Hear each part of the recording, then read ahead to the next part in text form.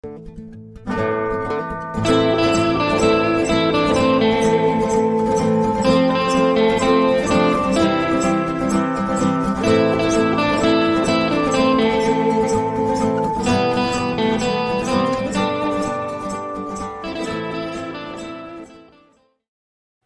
everyone. It's time for the Outlaw Nation Show. Welcome, welcome, welcome. We're going live here at a special time at 8 p.m. PT here on the West Coast. I got my man, Jeff Snyder, is going to be joining me in just a couple of minutes to be a guest on the Outlaw Nation Show. I can't wait to bring him on. You know, we and him get together as two East Coast boys setting the world on fire, having a little fun, and talking about everything that we want to talk about. Nothing's off limits most of the time. And we're going to get into all things. We're going to talk about like what's going on, the big news with Mulan that happened today. Disney Plus dropping that thing. It's going to be on. It's going to be on there for streaming, for people to stream for $30. It's coming up next month already in September. It's going to happen. We talk about how the odds are now of Black Widow doing that, or if Tenet's going to happen from Christopher Nolan, if that's going to be out streaming, or do you have to pry that movie from his cold, dead hands before he allows you to put it on streaming? So much to talk about there. Also, Jeff's insider knowledge, insider news, what's going on with the studios. We're also going to catch up about the Schmoedown a little bit.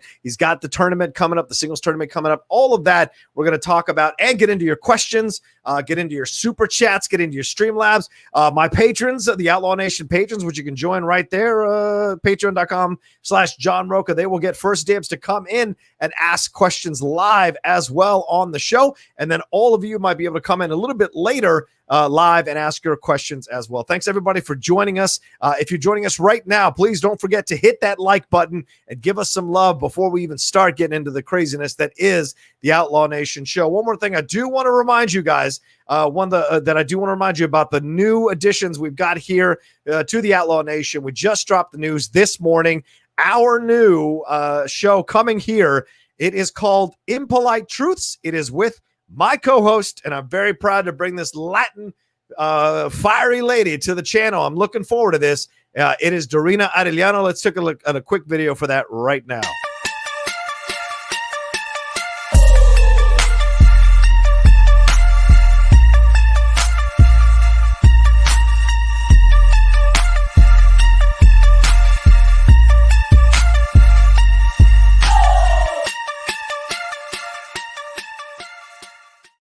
Oh, yeah, that pops off this Thursday, 6 p.m. PT Live. Dorina Arellano and I getting into it about the world of politics, and we want to do it in an entertaining and illuminating way. This is not just, we're going to bash Trump for an hour and a half. No, this is more about exploring what the big issues are that are happening both globally, globally, nationally, and locally in our world, and give you some more information that you can have as we go into these very important elections coming up in our world. And we are going to present both sides or multiple sides of these issues, depending on the guests that we get and depending on the live people that come in to ask their questions as well. So all of that popping off this Thursday at 6 p.m. PT. Another addition to the Outlaw Nation channel. Diversity, diversity, diversity. And not just in programming, but also in our hosts, and some great quality hosts as well who are coming aboard. I am nothing but honored and blessed to have them be a part of the Outlaw Nation channel. Thanks, everybody here who is joining us live. What do we got? Like, okay, I got to take a look at this idea and see how many people are joining us. About 50 right now live, 40 likes already. Thank you so much. All right, let's get into it without further ado. Welcome, ladies and gentlemen, to the show. A gentleman who has been my editor. He is and my friend. He is one of the greatest rivals I've ever had in the Schmoedown. He's one of the greatest rivals I've ever had in life, sometimes, depending on our opinions of movies or our opinions about what's happening in the world of entertainment. He is never shy with an opinion, never shy to tell you how he feels about things, and somehow, some way, he's always beloved by the people who know who Jeff Sneider really is. He is so talented. He's an incredible writer. He's a good pundit, great reviewer, all that. You see him on FYC. You've seen him write for multiple outlets before, and he is doing his thing over at Collider still, and he's still breaking news like crazy. And I'm excited to have him here on the show. And we haven't talked to each other in quite some time, at least facially or verbally. We haven't talked to each other in quite some time, so we're excited to catch up together. Ladies and gentlemen, please welcome to the show, back to the Outlaw Nation, my man, my brother, Jeff Snyder. What's going down, brother, man? Hey, Rocha, how's it going, buddy? What's going down, man? Thank you for having me. When do I get my own show on the Outlaw Nation? Please, dude, all you have to say the word and we can do a show. I would totally carve out time to do a show with Jeff Snyder. A weekly show would be great. Talk to me about what's going on with you, man. We are on the East Coast now. Are you working from there? Why are you over there on the East Coast at this point? You know why I'm here on the East Coast. Quarantine is tough on relationships. Yes. I think it tends to exacerbate, like wherever you are in a relationship, it pushes you to the extreme. Yeah. And so it just, I just moved in with my girlfriend at the time, tight quarters, a 1-bedroom, and it was just like not the right situation at the right time. So I understand, what happened, and I ended up coming back east to lick my wounds. But yeah, I've been working from home, and everything's going fine. I mean, I work an 11 to 7 shift, so I get to sleep in. I go to bed super late. I'm up late watching movies all night. It's not a bad deal. Yeah, you look rested. You look younger than I've seen you ever before. You look a little more. I was just saying, you look at it. I mean, you're red. I got a good tan. Yeah, what's going on over there on the East Coast? Is the sun out? Are you walking around, laying around, or are you out on the beach? What's going on there? I am going to the beach on Saturdays with Dad. That's sort of our thing. Cool. And on Sundays, I go floating in the river with my brothers. Wow. So I'm getting out in nature. I'm experiencing the sunshine, because in Massachusetts, it's only sunny and nice out for like 3 months a year. So I got to soak it up because it looks like I'm going to be here for the fall because the numbers keep spiking in Los Angeles. Yeah. And it's like, I want to come back. I want to, but it looks like I'm going to be here until at least Thanksgiving. Wow. Are you now? What's been the reaction for you seeing all this happening here on the West Coast? Has this been something for you that you've been like a bit unsettled by, or worried about, or concerned, or are you just kind of riding this thing out and seeing what happens, and then you'll find your way back? I mean, I think I'm just like playing it by ear. Like, it's like the studio should be too. Like, everybody's getting ahead of themselves, making pronouncements and plans and everything. And it's like, now is not the time for plans. Like, you got to take this shit day by day, week by week. And, as soon as it's safe to come back and there are events again, I'm down to do it. Like, I know there's going to be a little bit of risk involved, and I've got pre-existing conditions to worry about. But, at the end of the day, like, I still consider LA my home, and I do, miss seeing my friends and just being in my daily routine. But, like, I still need to get an apartment and, like, all that stuff. My stuff's in storage. Right.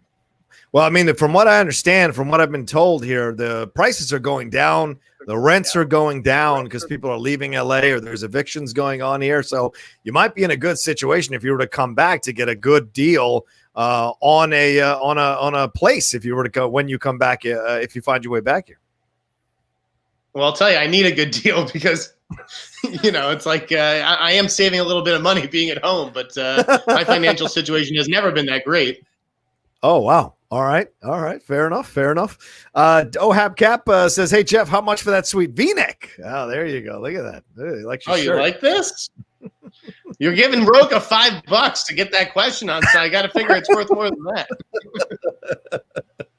Well, you speak of the studios, man. Let's get into that. I mean, today was a massive announcement by Disney saying they're going to drop Mulan on Disney Plus. I'm sure you've got your sources. I'm sure you kind of knew this story ahead of time, but still, it's pretty surprising. Although a lot of people didn't anticipate this was coming, it was just kind of surprising that they didn't ride this thing out a little bit longer before finally pulling the trigger. Why do you think they did this now, and why in September? I mean, it's a good question. Why now? Because I don't really see it as changed, other than maybe they needed to do something with the results coming out. They needed to sort of make a decision because they'd taken it off the calendar for a little while. And frankly, it's like, I think it's fine to have a movie undated. Like, we don't know how things are going to shake out, what's going to move, what's going to be able to finish shooting. Right. So, I just don't understand making any, big decisions early, but I always knew that it couldn't just go to Disney Plus on its own. Okay, because like that doesn't make any monetary sense. The fact that they're making it available at $30, which is the highest price point ever for a premium VOD movie, as far as I know. I'm not aware of anything that's sold for over $30 or $29.99 in this case. Like, that's how Disney plans to recoup its money. And I think Right. that makes more sense at this point for that movie than a theatrical release with everybody scared. Right. But because they're going to make it available. I think it's 24 hours or 48 hours for the $30, and then you have to pay again to watch it again, and then eventually it'll find its way. That Obviously, to me is weird. Like, they should make it available for purchase. If you're going to spend $30, I think it should be a purchase. I don't disagree with you, because most of the time that's the price point that it is to buy something digitally. In fact, it's usually $10 more than the usual price to buy something digitally. Around $19.99 or $24.99 at the most is when things are available for you to purchase digitally on any of the streaming services or Amazon Prime or what have you. So to see it coming out at 30, there's certainly Disney trying to clean up. But also, I mean, look at the situation too. Like a lot of people talk about with Universal, removing the idea of having the refreshments, the idea of paying the theaters. Disney's recouping nothing but profits by dropping this in September. People are desperate for content. YouTube channels are desperate to talk about content, new content. So it's going to get devoured by everybody in multiple chunks over and over and over again. And this is a film, Jeff, that was not received 1,000 or 100% well when it did that early screening for press. There was some mixed reactions. So is this Disney once again, like they did with Artemis Fowl, understanding, hey, we don't have the greatest film here yet, so let's just drop it and see what we can get out of this thing? Does this work to their advantage? If you don't have the goods, you don't belong in theaters. That's the truth. Like, like Tenet, maybe that's why they're insisting on a theatrical release, because they're like, we actually have a good movie and deserves to be seen on a big screen. Mulan was always a movie that could have gone either way. It was always a movie that it was more of an international play. It wasn't even really made for domestic audiences. They make that, with honestly Chinese theaters in mind and everything. So again, the circumstances for that particular title is different. I don't think it's going to be what happens to Black Widow unless, so here's the caveat with Black Widow, unless they feel like Black Widow is just holding everything up, and they can't release these different Disney Plus series until they get the continuity right. And they're like, this has to just come out now so that we can move forward with everything else. Yeah, and I feel like this is one of those ones that isn't like, Avengers Endgame, or isn't even Spider-Man Far From Home, which was kind of the wrap-up of that phase. This is a film that's been made to, connect back into the new phase, certainly, but this is a film that occurs timeline-wise, I think, after Captain America Civil War. So it's not necessarily a film that continues the storyline fully. It's a film that has shades of or has pieces of it echoing into phase 5. It's essentially a prequel, right? So this is one they could drop if they wanted to on streaming service. And I agree with you. To me, it feels like, I compare it to I Love Lucy, that episode with the chocolates. Like, they're just, at some point, the conveyor belt's going to overload, and you're going to, you're going to get screwed if you don't take care of it and drop that film once and for all, so that all the series and all the Eternals, all these other things can come out, Doctor Strange and the Multiverse of Madness. So all these things can come out and keep the continuity of the MCU Phase 5 going. So yeah, I mean, if it does well. What did you make of the Soul rumors? Because that's a movie that obviously makes sense for Disney Plus because it's marketed at kids, but at the same time seems like a guaranteed theatrical hit whenever you do release it in theaters. So I think they should keep it off the streaming service. Yeah, I agree with you. I think they shouldn't yet, because this isn't one that people have been talking about. The most conversation has been had around Tenet, Mulan, and Black Widow. Those are the three. Well, Mulan had its marketing campaign already. That's the thing. Right, exactly. But Soul's been dropping trailers, though, through this COVID situation. So, that last one they dropped is really incredible, showing how much of the Black community is going to be highlighted in Soul because of the main character. So that's a great thing to see. But I think this is one people can wait on, because, like you said, there's no continuity errors with this one. There's no need to connect it to any of the things. It's essentially Pixar trying to win an Oscar for Best Animated Feature with a film like this. Onward's like The Good Dinosaur. It's one of those ones that they toss out there and they hope it's good, but they know they're not going to get too much out of it. But Soul, I think, is one that they really hung their awards aspirations on. So I think they want to hold off on that one for a little bit longer. And I think you're right. I think we got to see what happens with Mulan to see what they do with these subsequent films that they have in the pipeline. But that's the thing. If they are gunning for an award, if they're gunning for the animated feature Oscar, right? Mm-hmm. Now is the time. Like, this is the year to put that movie out, because there aren't, it's not crowded with big animated movies. So it depends what they're going for. But clearly Disney is cash strapped, because they're selling movies like Woman in the Window, which never made sense, right? They're selling that to Netflix. Right. The Amy Adams film. Yeah, absolutely. That's already done, right? Already shot and whatever. So why are they selling it? So you think they're cash strapped? That's why they're selling. That's why they don't put it on Disney Plus, because they're cash strapped. Well, I shouldn't say that Disney is cash strapped, but I'm just saying, like, clearly they're looking to generate some revenue. Mm-hmm. Well, I mean, and the other thing to think about too is someone's bringing it up in the chat. Dune, right? Today, Denis Villeneuve, in that interview with IndieWire, he talked about how they're rushing back to try to finish shooting this thing to make the December 18th deadline. Does this make any sense to you at all? Just kind of scrap it and move on to next year, don't you think? I don't understand why all of Hollywood hasn't done that. I mean, unless they see Christmas as some, potential big opportunity. But to me, I don't know if Christmas is going to be like, if everybody's like, if they're hibernating right now with their families, or if they've been actually separated from their families. Like, I think Roxy is someone who hasn't seen her family in months and months and months. Is that all going to change at Christmas? And are people really going to be going to the movies together? That doesn't seem like it's something that'll, typically happen. And also, people are not going to spend that much money at Christmas, are they, dude? With the unemployment situations, people losing their jobs, businesses not necessarily hiring back at that same level. The movies may not be in the cards. Right. And so, and by the same token, this kind of occurred. The movies may not be in the cards there, John. Yeah. This also occurred to me as I was talking this morning. Are you getting some feedback?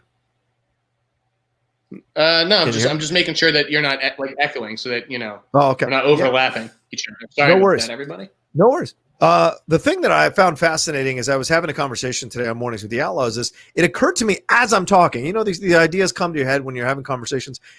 This January, February, March situation, and in years past, February has kind of not been as much of a dumping ground as we've seen with Black Panther and Deadpool and other films that have come out around that time who've done well.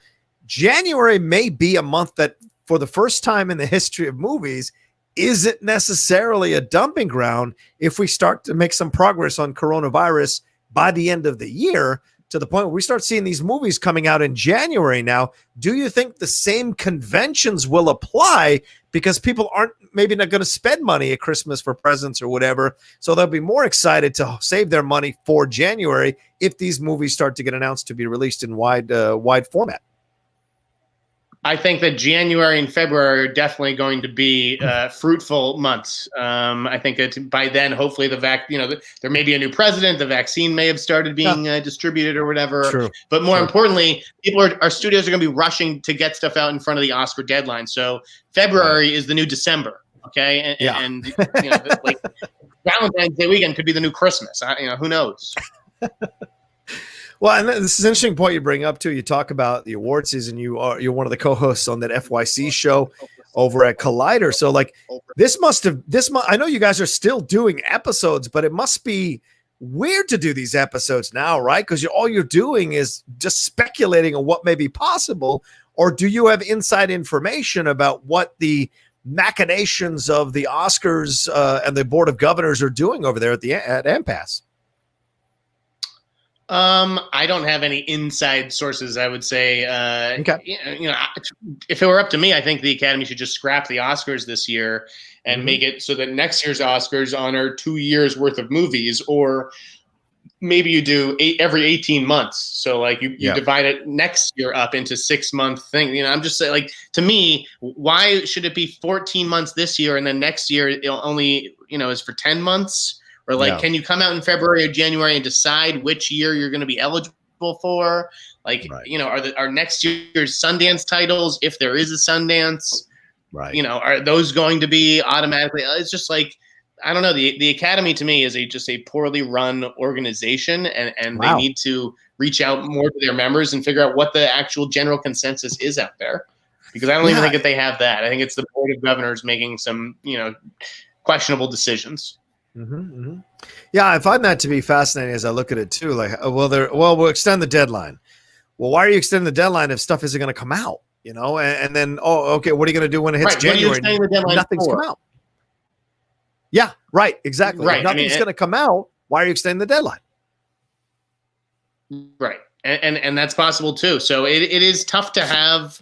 It's tough to make declarative statements on FYC. I mean, I obviously was wrong last year about Parasite and its award chances, but I mean, like when we're talking about, you know, all the fall festivals and they were like Ammonite and Nomadland, like those are the big movies.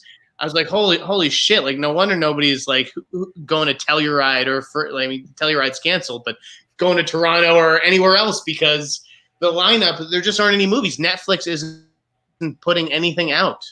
Yeah. And honestly, they're just making the prestige level movies, or even if they're not making them, they're acquiring them, like the Trial of the Chicago 7 movie that Paramount sold off. Yeah. It's such a weird time to navigate. And from what I'm reading and what I'm seeing in some of the sources I'm taking a look at and deep diving into, is like a lot of people are predicting this thing's going on for another 6 months.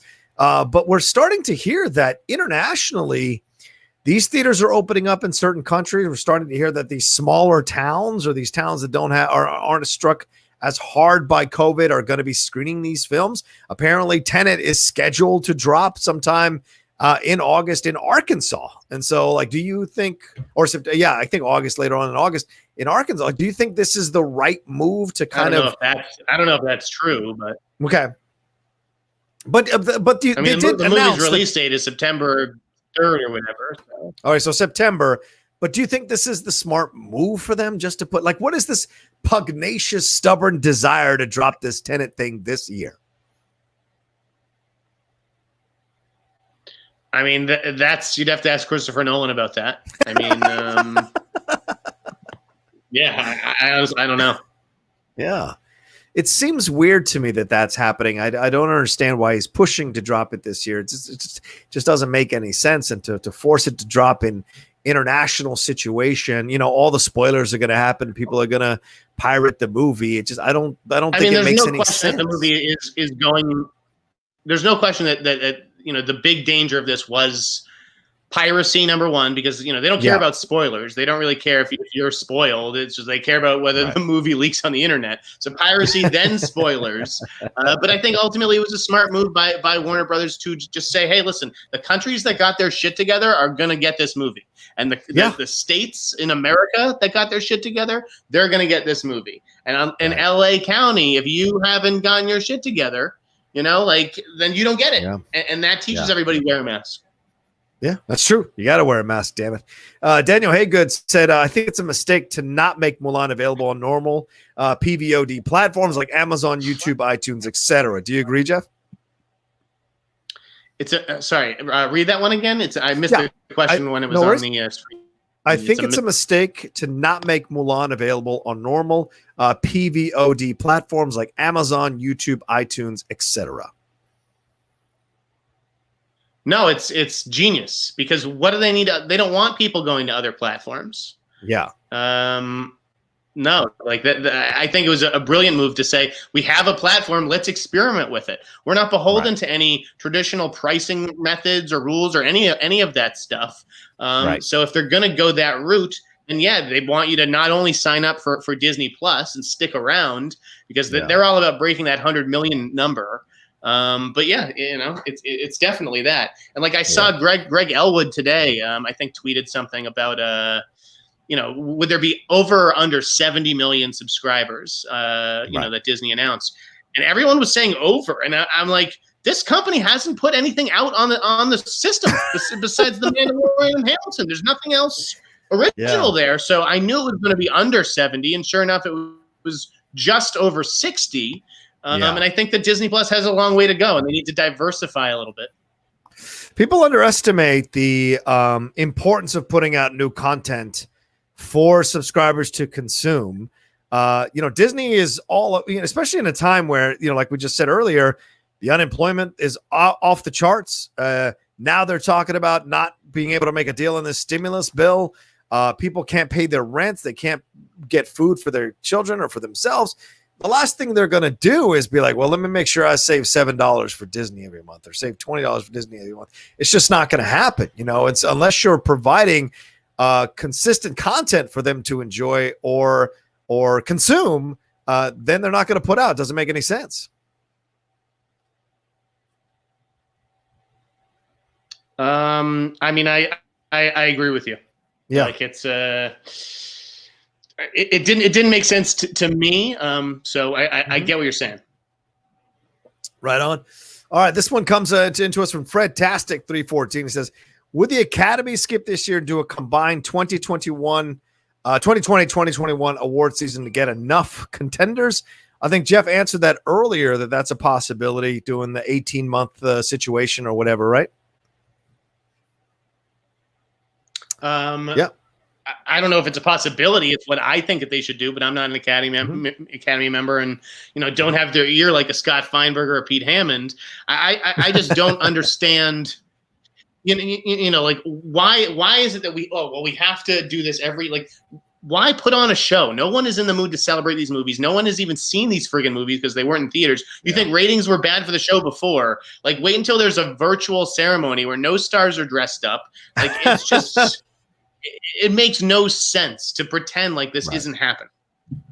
Yeah, I mean, we saw Comic-Con at home absolutely crash and burn and didn't do well. People didn't watch these things at the same level. The trailers got way more response than the panels did. So if you do a virtual Oscars, I don't see that thing succeeding at the level that you would anticipated it succeeding in years past, And you're right. Nobody's going to dress up. Nobody's going to be going to parties or any of that bullshit. They're just going to be there to go, okay, thank you. I mean, do you want to see 5 people in a box? Usually we see them, but they're in the auditorium. Do you want to see 5 people in a box at their houses and then 4 of them lose? Do you really I got up for this, I showered for this? Right, and they're just sitting at home in their living room. No, it's the whole idea of it is preposterous. And I tweeted this months ago. The Academy would just be wise to, when all of this is over, at least the vaccines have started going around, there's something to celebrate. Yeah. And the national mood is better. Then you have a big celebration and all the stars are willing to kick in, and no one's afraid of not only hosting, which people are afraid of hosting to begin with, because there's so much to lose and so little to gain from hosting the Oscars. It's not it's a job that pays big money. It's all about that exposure. True. Yeah, it's just why not come back and have I guess it would be a 2022 show honoring 2020 and 2021. Right. I mean, the ratings were already going down for the ceremony, and they were desperate to bring ratings back up. So if you take a year off, maybe it's good overall, because then people start to miss the show. And so then they'll be excited to come back and watch it, especially when there have been all these movies that have happened in the meantime. And so you're right. Back when the country's in a better mood, there'll be more. Like the Emmys came out with their nominations, and I could have given a shit, because I'm like, people are fucking dying. Like, who gives a shit? People are dying from this situation. You want to get a nice gold trinket that validates in a compromised year. It's going to have an asterisk on it, and I feel like everybody, no matter what, there's probably going to be an asterisk on it, whether it's this shortened, elongated but shortened year. Right.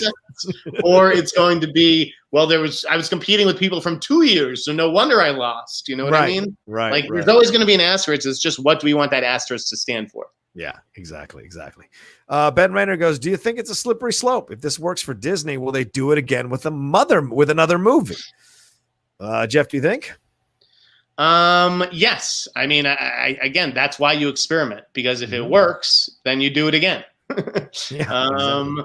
Do I think that they're going to do it with every movie? No, but could a movie like Pete's Dragon, could that benefit from a Disney Plus release? Rather than just something a little bit more smaller scale, a little bit more sensitive, that isn't based on a gigantic IP. Yeah.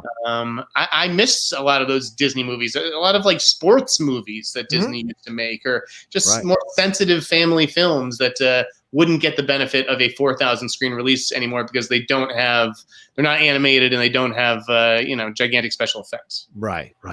Guideline Entertainment, that's my man over there, Wiley. He said, hey, my man John and Jeff, quick question.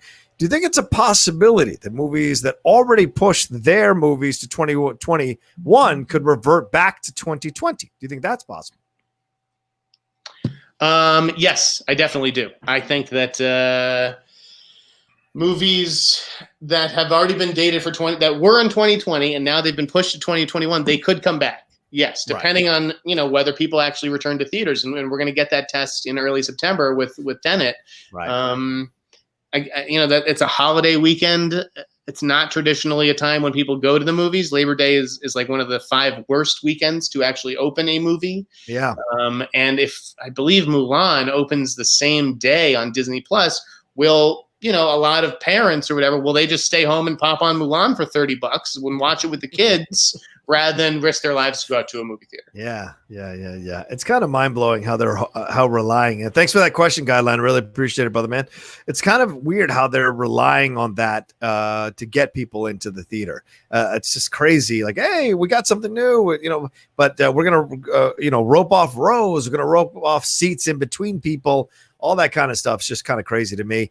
We got 128 you all watching us live. Thank you so much for joining us. Please hit that like button and give us some love here on the channel, on the show itself. Also, if you're watching us later, and a lot of you watch the show after it's gone live, please leave a comment below. Give it a like, give it a thumbs up as well. The amount of likes, the amount of comments you leave, that kind of elevates the visibility of the show on the YouTube algorithm and elevates the Outlaw Nation to possibly be put on feeds on other people as they're watching whatever they're watching and connected back. And maybe they'll take a chance on the Outlaw Nation show and become a fan of us here. And if you haven't subscribed to the Outlaw Nation, please do so now. You see that behind that red button down there says subscribe.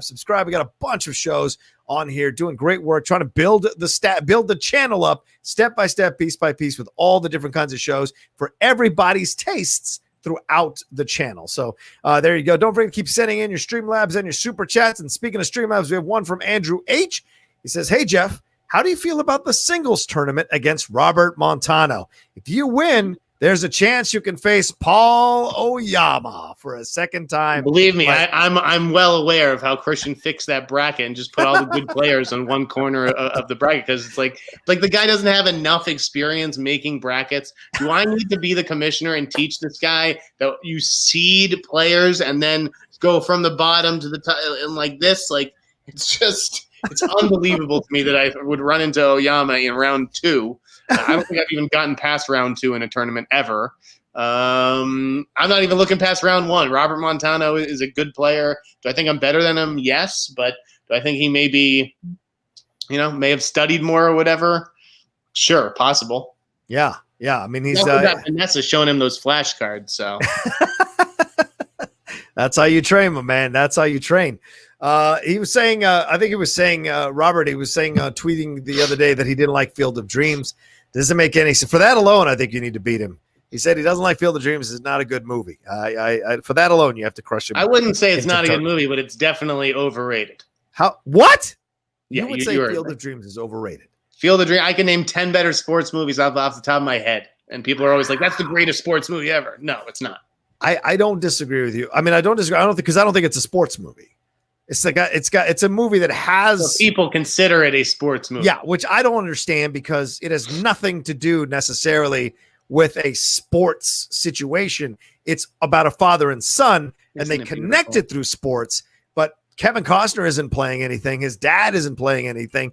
And the guys who are out there playing during the movie, they're just having fun scrimmages with each other. You're totally right. I'm not going to sit here and argue against it. It's a drama with baseball in it.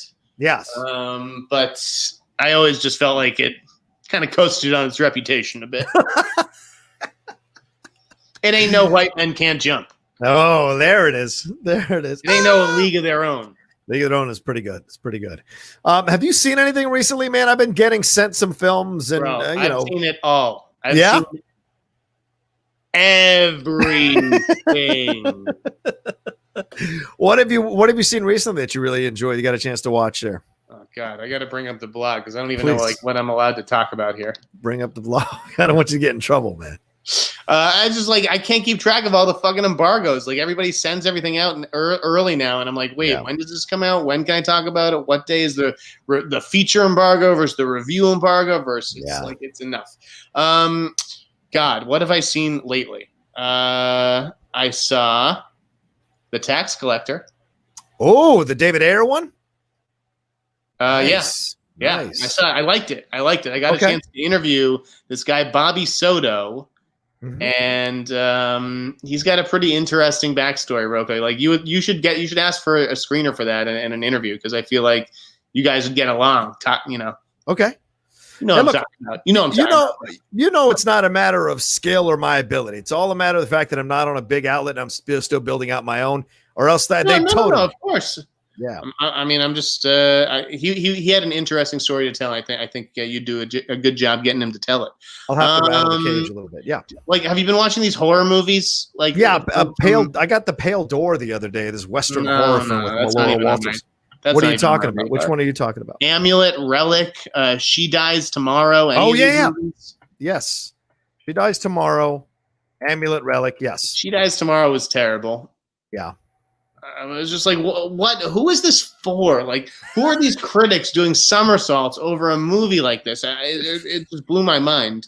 I saw a couple of good things. The Shadow of Violence. Okay. Which was a movie with Barry Keoghan, produced by Michael Fassbender. Oh, yeah. Didn't quite stick the landing, but I thought it was pretty good up until then. Right. This Russian movie Sputnik, which is described as like a Russian alien. It's a bit more like Venom, but I keep getting sent emails for a screener for that. Should I watch that one? Yeah, dude. No, that Russian filmmaker is talented. Okay. Jay Baruchel's movie Random Acts of Violence, The Silencing, the Nikolai Coster-Waldau movie Tesla, I just watched so many genre movies, to be honest. I just finished Ratched. I can't talk about that, the Netflix series. Oh, yeah, the Sarah Paulson one. That trailer came out this afternoon, and I thought it was a pretty good trailer. Okay. I saw Die Hard on Quibi, the Kevin Hart, John Travolta series. Oh, nice. Did you like it? It was okay. It was harmless. I mean, it wasn't very good. Okay. I want to watch The Fugitive. Like, are you going to watch The Fugitive on Quibi? Who is going to be in that one?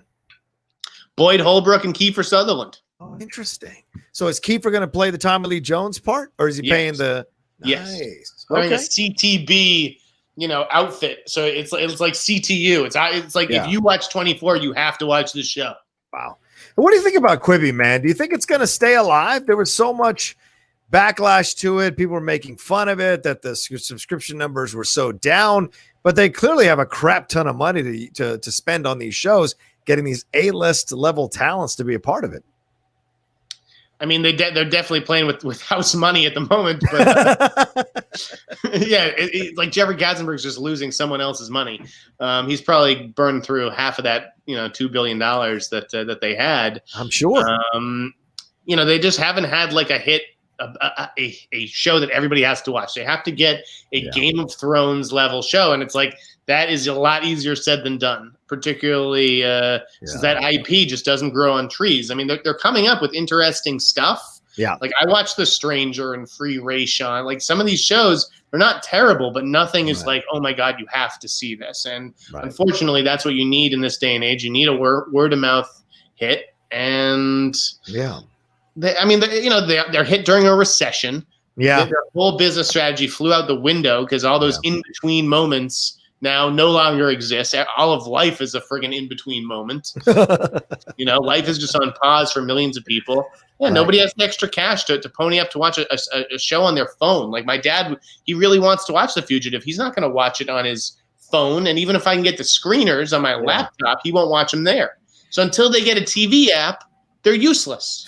Yeah, I mean, it's weird to me. Same thing with HBO Max. Like HBO Max, it's not on the Roku.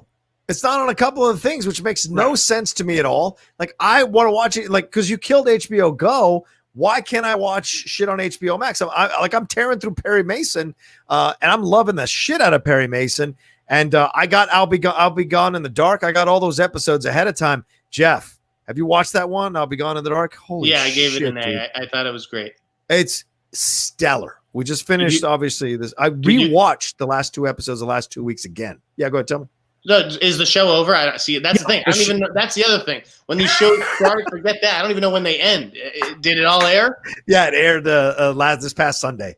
There's one more Perry Mason, so don't ruin that. There's one more Perry Mason. I loved the last episode of I'll Be Gone in the Dark. Yes, so did I, dude. And the closing images, with their dot, like it was just, it was heartbreaking. And I don't think it was like the greatest crime documentary. Right. It was actually better as a look at a marriage between two artists, oddly enough. And obviously everything about the victims and that kind of stuff too, but just seeing those text messages, those very intimate texts between Patton and Michelle was very powerful. I agree. My girlfriend is from Northern California, so she was aware of this guy in the news growing up. So watching all this stuff and seeing how close things were around the areas where she had grown up was very interesting for her to take a look at. And then you go down to Santa Barbara, the idea of Santa Barbara being involved in a serial killer thing. I mean, you go now, it's just old people and wine there, to think that that's an area that could have that had basically had a serial killer roaming its streets and its wooded areas is kind of crazy to think about. But I agree with you. I thought it was a great chronicle of this woman's mission to find this guy, and also what it did to her relationship, like her being a mother, and which totally was insane to be doing that in the middle of something like this, and being a wife. And you feel for Patton, because I bet Patton was one guy. He seems like such a nice fellow. He's not the guy that's going to be like, how many drugs are you taking? Where are all the drugs that you're doing? Like, I need to know what's happening, because that would absolutely scare her off and make her hide the drugs even more. And so he kind of had to ride this thing out, hoping that she wouldn't do anything detrimental. You have to trust your partner in that situation. Yeah, right. And you saw in the end how that played out, unfortunately for her. I just bought the book for her to read and enjoy, because I hear there's way more in the book than we saw in the 6-part doc series. Have you seen anything new? I know you're into all this true crime stuff.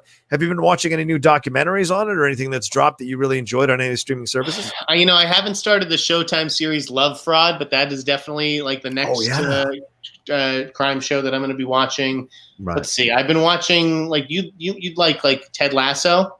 Oh yeah, I'm about to start that. They sent me that early. Thank God I made a connection. I think that's under embargo too, but I liked it. I liked it more than the other sports coach show, Hoops, the Jake Johnson animated thing, which is like, him just swearing at teenagers for half an hour. It's okay. But Ted Lasso, the guy, he's just a nice guy. Yeah.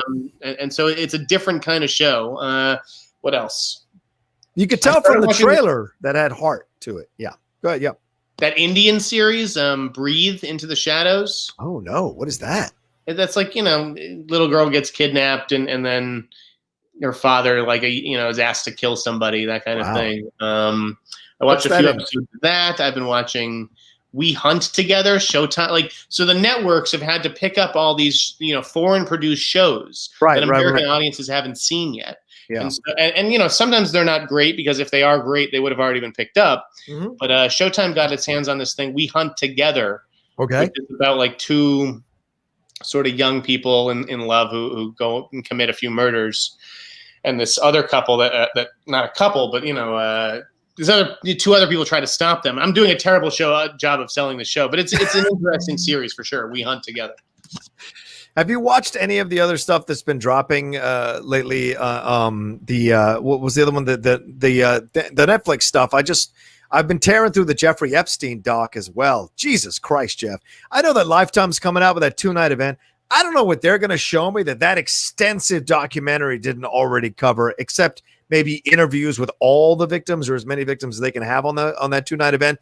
But this thing was engrossing as hell. Have you watched it yet? Yeah, I watched Filthy Rich. That was obviously fascinating. Super interesting. The last episode was really good too. Yeah. It's weird to me that people I think I saw this on social media.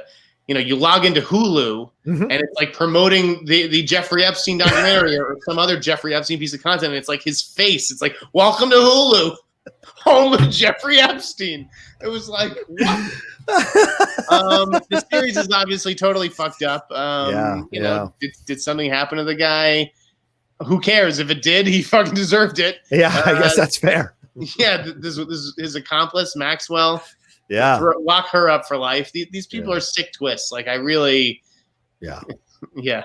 Well, the president wishes her well, so that's important. That's an important thing here. Right. Guideline Entertainment says HBO Max is my favorite streaming platform. Yes, there is basically no OG content, but one that blew me away was his Dark Materials. It's incredible. Yeah. Did you watch his Dark Materials? I don't know if that's really your thing, the fantasy stuff. No, I watched the first episode and hated his Dark Materials. I was like, this is like sub Lord of the Rings. This is like worse than the Golden Compass itself. That was bad. Oh, how dare you? Wow, that was bad. All right, and 156 Impulse says, "Hola, John. Hope you are well. Can't wait to watch your new show with Dorina. Viva Latino." Yeah, I like that. I'm excited for that. I love a bad bruja, you know? Yeah. And the two of you teaming up, I think that's a great idea. The fact that you're talking politics, Thanks, you guys man. could make a dent, man. You guys could really do some damage out there. We don't see anything else in the sphere of where we're at that might do the things that we're doing. You know, the thing I discovered when talking with Dorina is that she has a very unique experience as an American citizen in this country. And maybe she'll talk about it on the first show as we kind of get people to know who each of us are. But we come from two different Latino experiences in this country. And both the son of immigrants or the child of immigrants.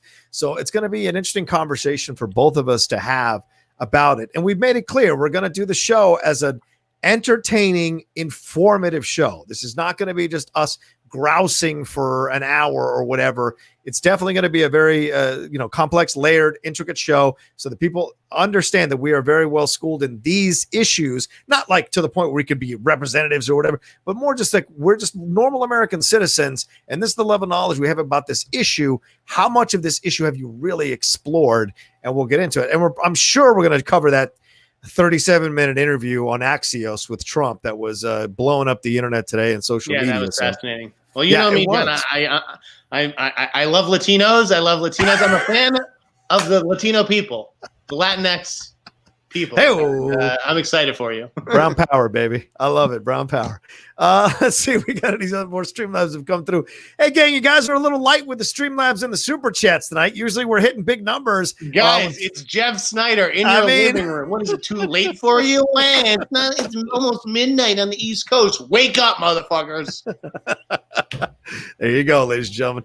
Andrew H. says, Jeff, I think you answered this before, but do you care about studying at all to cover your weak spots in the Schmoedown? Or are you, you know what you know kind of thing? I'm asking because I really want to see you win a singles belt, and I know you can. That's a great point. Listen, there's no question that I could. There's no question. I mean, if you get the right question, listen, I'm not going to, when you say study, am I going to watch movies that I don't want to watch? No.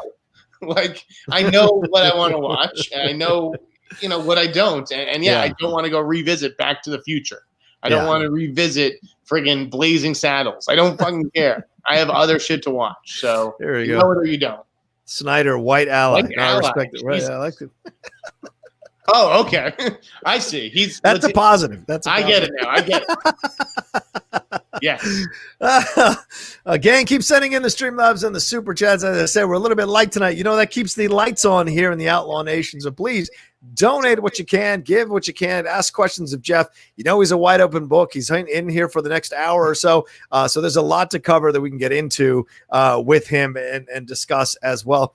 Another thing I want to get into with you, Jeff, before we'll hit the hour mark, we'll bring in people live to ask questions as well. But what is your feeling sports-wise about everything that's happening? The other thing we could always talk about was basketball, the NFL, everything that's going on in the world of sports. Like, is this all just madness? Are they crazy to try to keep having these seasons? I don't know. If you told me, it's August, I should be frothing at the mouth for fantasy football. I'm not even thinking about it because I can't even wrap my head around the fact that there's going to be a season. Right. I understand the NBA has been doing the bubble and it's been working really well. So I've been watching the games. Baseball, it seems like it's failing miserably. Yes. Football, you can't do a bubble because there's just way too many people, right? I mean, per team. You have to be a gigantic ass bubble. It's 112 people per team. Yeah. Yeah, it's to me, it just makes no sense. You're only going to see more people opting out. That's what the Patriots have clearly been told to do, by the way. I love that. There's like 7 or 8 of our best players like, you know what? Just give me 150 grand for the year. I'll be back next year. You know, I'll take a year off from Belichick. Like, yeah. Peace, bitches, peace. Why wouldn't you? You know, it's incredible, though.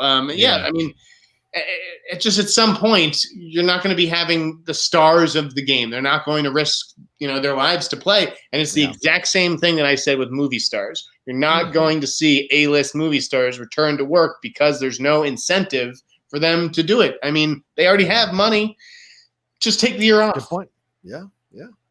Take the year off, because it isn't like you're taking the year off and you're afraid, like normal actors or normal people at certain levels, they're afraid if they take a year off, people forget who they are. They might lose their status because the Hollywood machine keeps churning, but it's not churning at all. So this would be the good time to take a year off and relax and, kind of take stock of everything else, maybe do some humanitarian work, put yourself out there for something, for God's sakes. You don't have to necessarily spend your time worrying about your next project. Absolutely.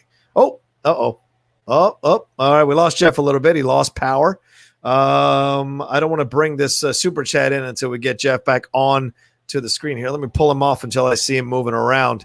He's telling me he's got power coming on. Look, I'll answer your question, F. James, because I know Jeff's not going to answer this question. He's like, F. James 72 says, do you think there will be 3 Inner Geekdom slices next year in singles? Well, I think with the way the IG tournament popped off and people were so excited about watching that, and the Star Wars tournament as well, I don't see a way that there isn't an 3 Inner Geekdom slices next year in singles. Kalinowski will push for it. Certainly Chance will push for it now that he's up there in the upper echelon of the Inner Geekdom players. I'm sure Brandon Hanna, I'm sure others in, Kevin Smets, Chandru, I'm sure all of them will push for Inner Geekdom players and get into it as well and want the slices rather to be put on there. So I think there's absolutely a possibility that we see that with the Inner Geekdom, but it all depends on what they want to do. And if they do that, they better let the players know ahead of time so we can start studying and watching those movies over the break, because we are going to take a break in December and then come back sometime in late January, early February. So if that gives us enough time for those of us who are, we're all home, but for those of us who want to study these slices, to have a little bit of a heads up so we can start watching those movies and putting them together. So let me text Jeff. He's saying he just lost power. Hang tight, lost it again. I'm back on. Oh, wow, it went out again. All right. Let's see. Let me know when you're coming in, my man.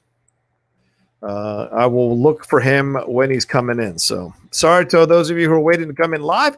We were just about to go to you in a few minutes and have you all ask your questions. So let me make sure Jeff's coming in soon.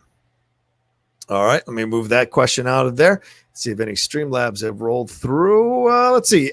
Cinema Gorilla said, Outlaw Nation represent, Blurs represent, Schmoes represent, Bad Brujas represent. It's all happening, folks. Well, I'm trying to make it happen. We'll see how much of that we can get done, but I certainly am looking forward to, kind of shaking the tree a little bit and getting a little rambunctious and, poking some bears in cages, poking some lions in cages and having a little fun. That's truly the way we want to go about it. We got 173 y'all watching us live. Thank you so much. Jeff will be coming on shortly. He just told me, hold on. We only have 118 likes. So if you haven't liked this video yet, would love it if you swung that cursor over or the mouse over and hit that thumbs up button. Give us likes. We're going to march towards 200 likes before the end of this video. We'd like your help in making that happen for sure. Let's see who else we got rolling through here. Hugo says, a wonderful conversation with Snyder so far. I think so too. I'm hoping he comes back at some point. Maybe it's the Schmo. No, I'm not going to say that. I'm not going to say that word on my damn show. I'm not going to say that word. Jeff didn't get disconnected. He probably just talked about something he shouldn't have. Well said, Adam Jimenez. Probably. Oh, there's no going back now. Let's see who else we got. That was Robert Montano testing Jeff's power. Fair enough. Yeah, he's a crafty guy down there. Let's see what else we got here. Some people are talking about baseball. Baseball is so spaced out. Very low infection rate. 16 Marlins tested positive. What are you talking about? They just came back. The Cardinals tested positive. So we'll see. I mean, I think there's more coming down the road for sure. There'll be more of these people testing positive, in my opinion. we'll see how that plays out itself. Let's see what we got here. All right. Let's just keep talking. Let me see what we got here from Ryan Chandler. He says, I'm going to read this to Snyder when he comes back, too. He says, what's up, Rocha and Snyder? Hey, Snyder, did you win big money tonight in tonight's poker game? At least that's what Rocha said you were busy doing before the show. He was. Hope you rejuvenate in your homeland on the East Coast and come back to L.A. when it is safe. Yeah, that's for sure. We hope the best for Jeff. We don't want anything to happen to him. We don't want any issues to come across for Jeff. For those of you who don't know, earlier in the year, Jeff went down pretty hard with an illness. And those of you who follow him on social media, of course, he doesn't have Twitter anymore, so maybe you can't go back and check this if you weren't following him at the time. Jeff got into a pretty bad situation in the hospital. And there's a possibility that he had COVID. He was hooked up to a respirator. They were trying multiple breathing treatments to keep Jeff alive, to keep his lungs going. So that was a pretty scary situation. And it was scary for all of us who are friends with Jeff, because Jeff does have at times breathing issues, lung issues. And so to have it kind of go into that situation, and this was before people understood what COVID was and how, what it could be, and or anybody knew who could get this thing. So we were all pretty concerned, but he was able to fight back and come out of this thing, and he survived, and of course kept going forward. But this is why when he said earlier in the show that he has issues, or he has pre-existing conditions that could affect him, that's one of the reasons why this all happened. So I don't know. I mean, I think I was very happy to see that Jeff bounced back. Look, I know Jeff takes a lot of shit. I know he gets in trouble with his mouth sometimes, or gets in trouble on the internet, on social media, and on Twitter with some people, because sometimes he's a little too past himself. But Jeff is always one of these guys that when he fucks up, he totally admits it.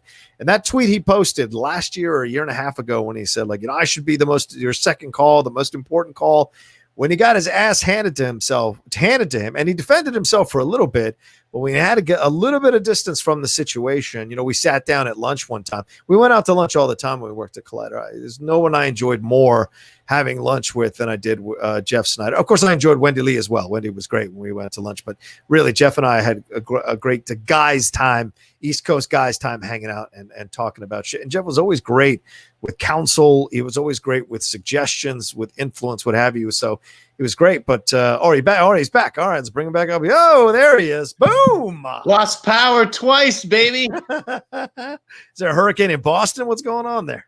I mean, it's been very windy. I'd heard, actually, playing poker with the guys, they'd said that their parents had lost power. Wow. I was like, everything's fine here, but I guess it just caught up to me. There you go. All right, let me read you the one. Ryan Chandler wanted to know, what's up, Rocha and Snyder? Hey, Snyder, did you win big money in tonight's poker game? At least that's what Rocha said you were. So this is fascinating. Okay, so I beat everybody, even while I was at the start of the podcast here, right? Wow. And I was the chip leader, okay? It was a tournament, so I couldn't just walk away from the table. Were you playing while we were doing the show, you son of a bitch? At the very beginning, I was. Okay. So I had 55,000 chips, and second place had 11,000 chips. And I said, I'm leaving the table, and I gave him 2.5 times what second place would have gotten, which is, they get their money back. They get their $20 back. Right. So I was I'll give you $50, and I'm going to walk away, with the rest of it. Right. Because I just have you fucking totally dominated. But now he's like, well, no, you quit in the middle of a game. We're going to split it 50-50. What? So we agreed to litigate it tomorrow, and I'm going to let you know what the outcome is. Wow. Do you need a lawyer? Do you need to get Finstock to be your lawyer for the trial? No, I mean, listen, did they have to start a tournament so late? They knew what my hard out is. We should have been playing a cash game. I think if they did it on purpose. I think if they elongated the game on purpose. So, yeah, we're going to get to the bottom of it, and I'm going to let you know on my own podcast on Thursday. Please do. On the Snyder Cut, please let me know. Ohab Cap says, I'm up. East Coast. Take that. Boom. There you go, Ohab Cap. Way to be generous, making it rain over here. Rocha's drowning. He's drowning in the rain. Please, I'd like it if you're drowning in the rain. That'd be great. Mike says, Jeff, come back to Twitter. We miss you. Any Kim Masters or Matthew Baloney stories? Ooh. I don't. I mean, I'm not really plugged into THR's newsroom, but let me just say this. Mm-hmm. So yes, or I think it was today actually, marked 2 months since what happened, Rocha? 2 months since you left 2 Twitter. months ago, June 4th. Yeah, you left What Twitter. happened? Did you leave No. Twitter? No, what happened? No, July 4th. I left Twitter. That was 1 month ago. Okay. 2 months ago. Yeah. 2 months ago, Claudia Eller, Variety's editor-in-chief, was given a 2-month suspension. Right. Was she not? Is she back now? Who knows? I haven't heard anything. I think that it would be I don't think that she's really, talked to Jay much during this break. Okay. I've heard that she may have lawyered up. Wow. Okay. Yeah, I don't know if they're going to let her come back and necessarily run the newsroom, or if they're going to sort of give her an upstairs position like they did Peter Bart. Yeah. But it's going to be very interesting to see what happens with Claudia and whether she's going to return to lead Variety, or whether they're going to continue on with Cynthia Littleton as the editor-in-chief. Have they missed a beat? Has it been just fine the same? Because I'm like, if the person who replaced you and is just perfectly fine doing the job and it hasn't missed a beat, why would you? I mean, I can't put the other person in charge. I can't speak to that. I have never worked for Claudia. I have worked with Cynthia, and Cynthia's lovely. Yeah. I think that the staff really likes working with Cynthia over there. Not that Claudia doesn't have her own fans in the building, but I think that she certainly rubs some people the wrong way. Have they missed a beat from an editor-in-chief standpoint? That I can't speak to, because I also haven't seen the print magazine. I don't know what's in there. Okay. But obviously they lost Justin to Deadline. Right. I don't know if that necessarily. It probably happens even if Claudia stayed and everything was fine. Yeah. But I don't think it help matters. Yeah. And I think that Justin's been doing really well at Deadline. Yeah. So losing him is definitely a big loss, and one that they won't be able to replicate or make up for very easily. Yeah, was that a surprise to you? Because Justin's one of your buddies. He's one of your friends. I know you've hung out with him. You always have conversations with him on the phone. Did you know this was coming, or was this kind of a surprise for you too? He gave me a heads up. Okay. We'd certainly talked about it. Obviously, he's not gonna.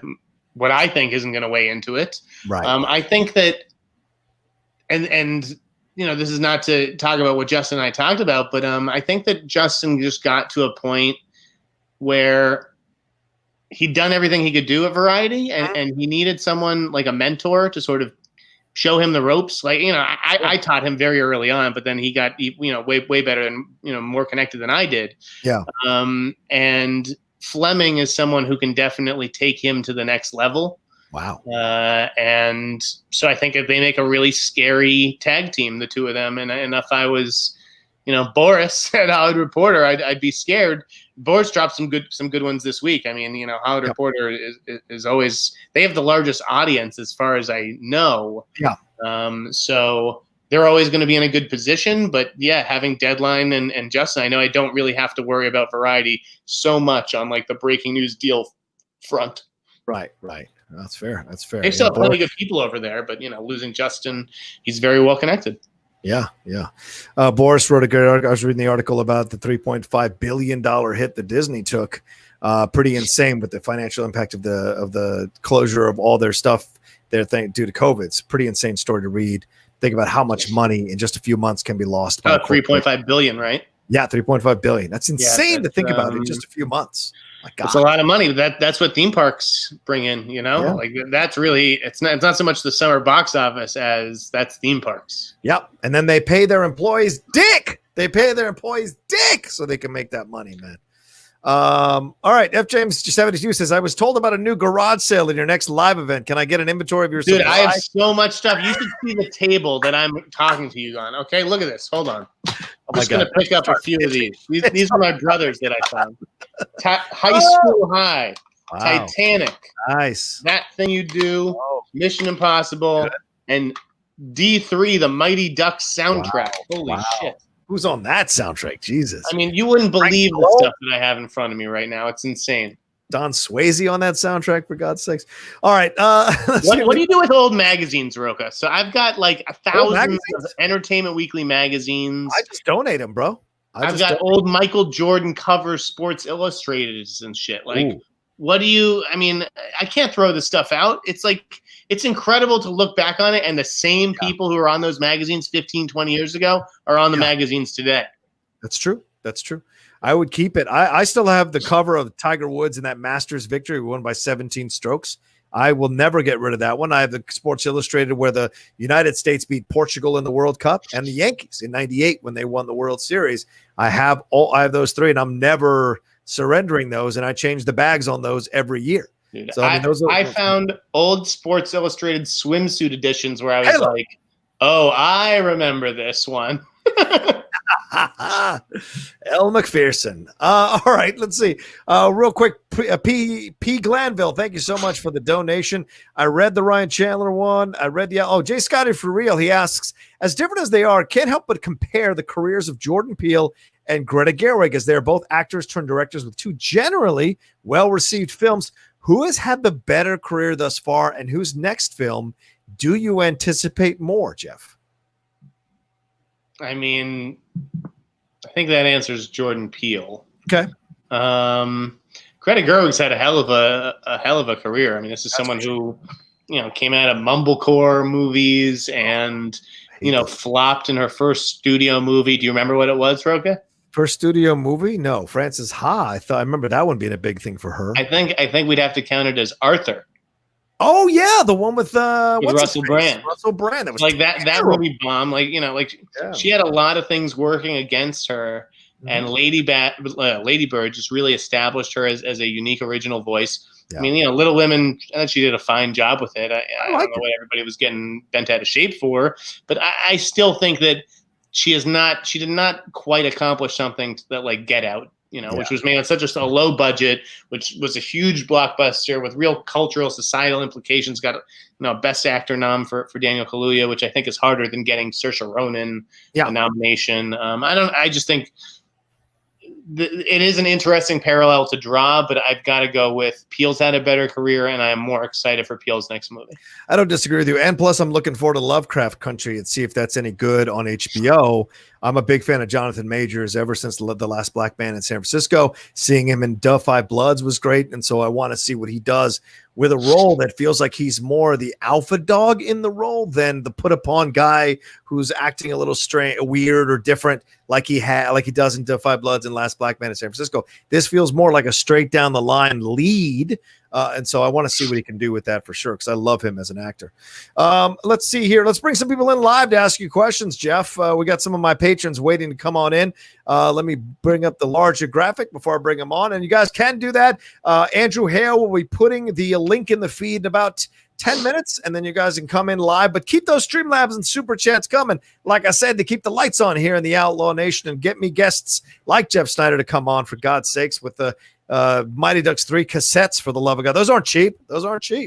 All right, Brandon, what's up, man? How are you? Hey, Snyder. Good to meet you, Jeff. Hey, man. How are you? Good. My question is, do you think that art has a responsibility to comment on the current social climate? Good question. Do you think that's a great question to comment on the current social climate? Yeah. It's a great question. It's very thoughtful. No, I don't think that art has any responsibility to anybody whatsoever for anything. Okay. I think art needs to sort of be free, and you need to let an artist go where they want, pursue what they want. I don't think that you can confine them to a box or say you have a responsibility to comment on the here and the now, or this situation or that situation. Okay. So, yeah. Okay, cool. Thanks. What do you think? What do you think? I think it depends on what kind of film you're making. Okay. What kind of TV or film you're making. If you're just making a film that deals with universal human truths and it's just escapist fun. Yeah. That's good. But then sometimes I think when you tackle certain subjects, I do think you have a responsibility to at least be genuine with what's going on in the world. Yeah, that's fair. Absolutely. Context is everything. I mean, you don't want to, make a movie about politics or religion, whatever it may be, and be thoughtless about it, and just say, just throw it out there. Obviously, context matters. Yeah, absolutely. Thanks, Brett. Always good to see you, my man. Thank you very much. Thank you. I hope I'll see you in the hangout tomorrow, brother. I will be there. Awesome. Love that guy. Good patron of the Outlaw Nation show. He helped me train for the match with Ethan. Dude, I was so close. I was so goddamn close to beating that son of a bitch. And I don't mean that in a derogatory way. Just, just my mind got frazzled, man. The director of Tootsie, I knew that in my sleep. But for whatever reason, I lost it in my head, man. I kept thinking Sidney Lumet. And I'm like, I know it's not Sidney Lumet. I know it's not Sidney Lumet. And it came too late. Hapcap giving some love to Brennan as well, saying he loves this dude. A nice shout out from him. Jay Scotty, for real, what's going down, my man? How are you? Doing well. How about you guys? Good to see you. Good. What time is it where you're at, bro? In that attic of yours? Looking like 9:13, so I have same time zone as you. Okay. Hey, that looks cool, wherever you are. Yeah, Jay Scotty for real, live from the attic here. Yeah. What we don't see is the cages of dead bodies on the left and to his right. But yeah, give me a Jay Scotty. You don't see them in my room either. So you seem like the kind of guy you can take things in stride and roll with the punches. So I don't think you'll be too bothered by this. But I did want to talk about your boxing match with Yul Bull. You're a few years removed from it now. You're a little bit of an older man.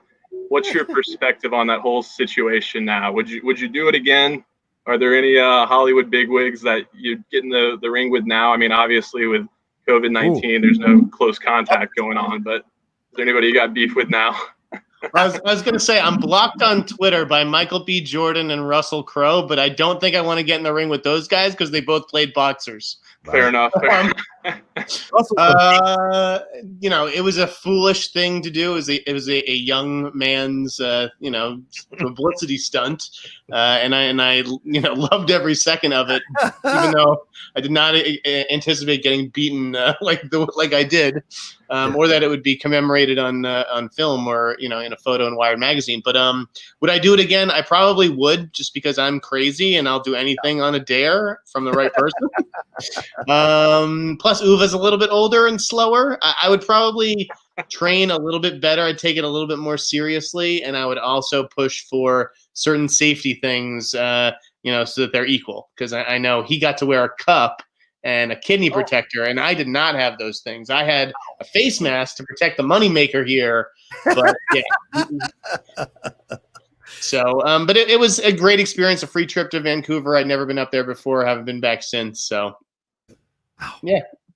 I'd like to see him take on some of the Schmoedown guys. I'd be down with that. The fact that we're still talking about it 14 years later is like, yeah, it was a good thing to do it. Agreed. All right, Jeff, got anything else?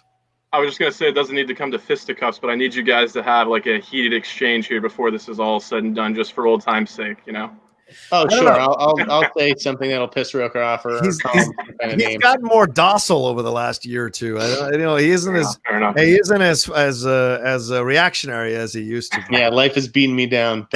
I'll see if I can come up with something. We still have 45 minutes left. All right. Thanks for your time, guys. Stay safe. Be well. You have a good night. Thank you, Jay Scotty. Take care, brother, man.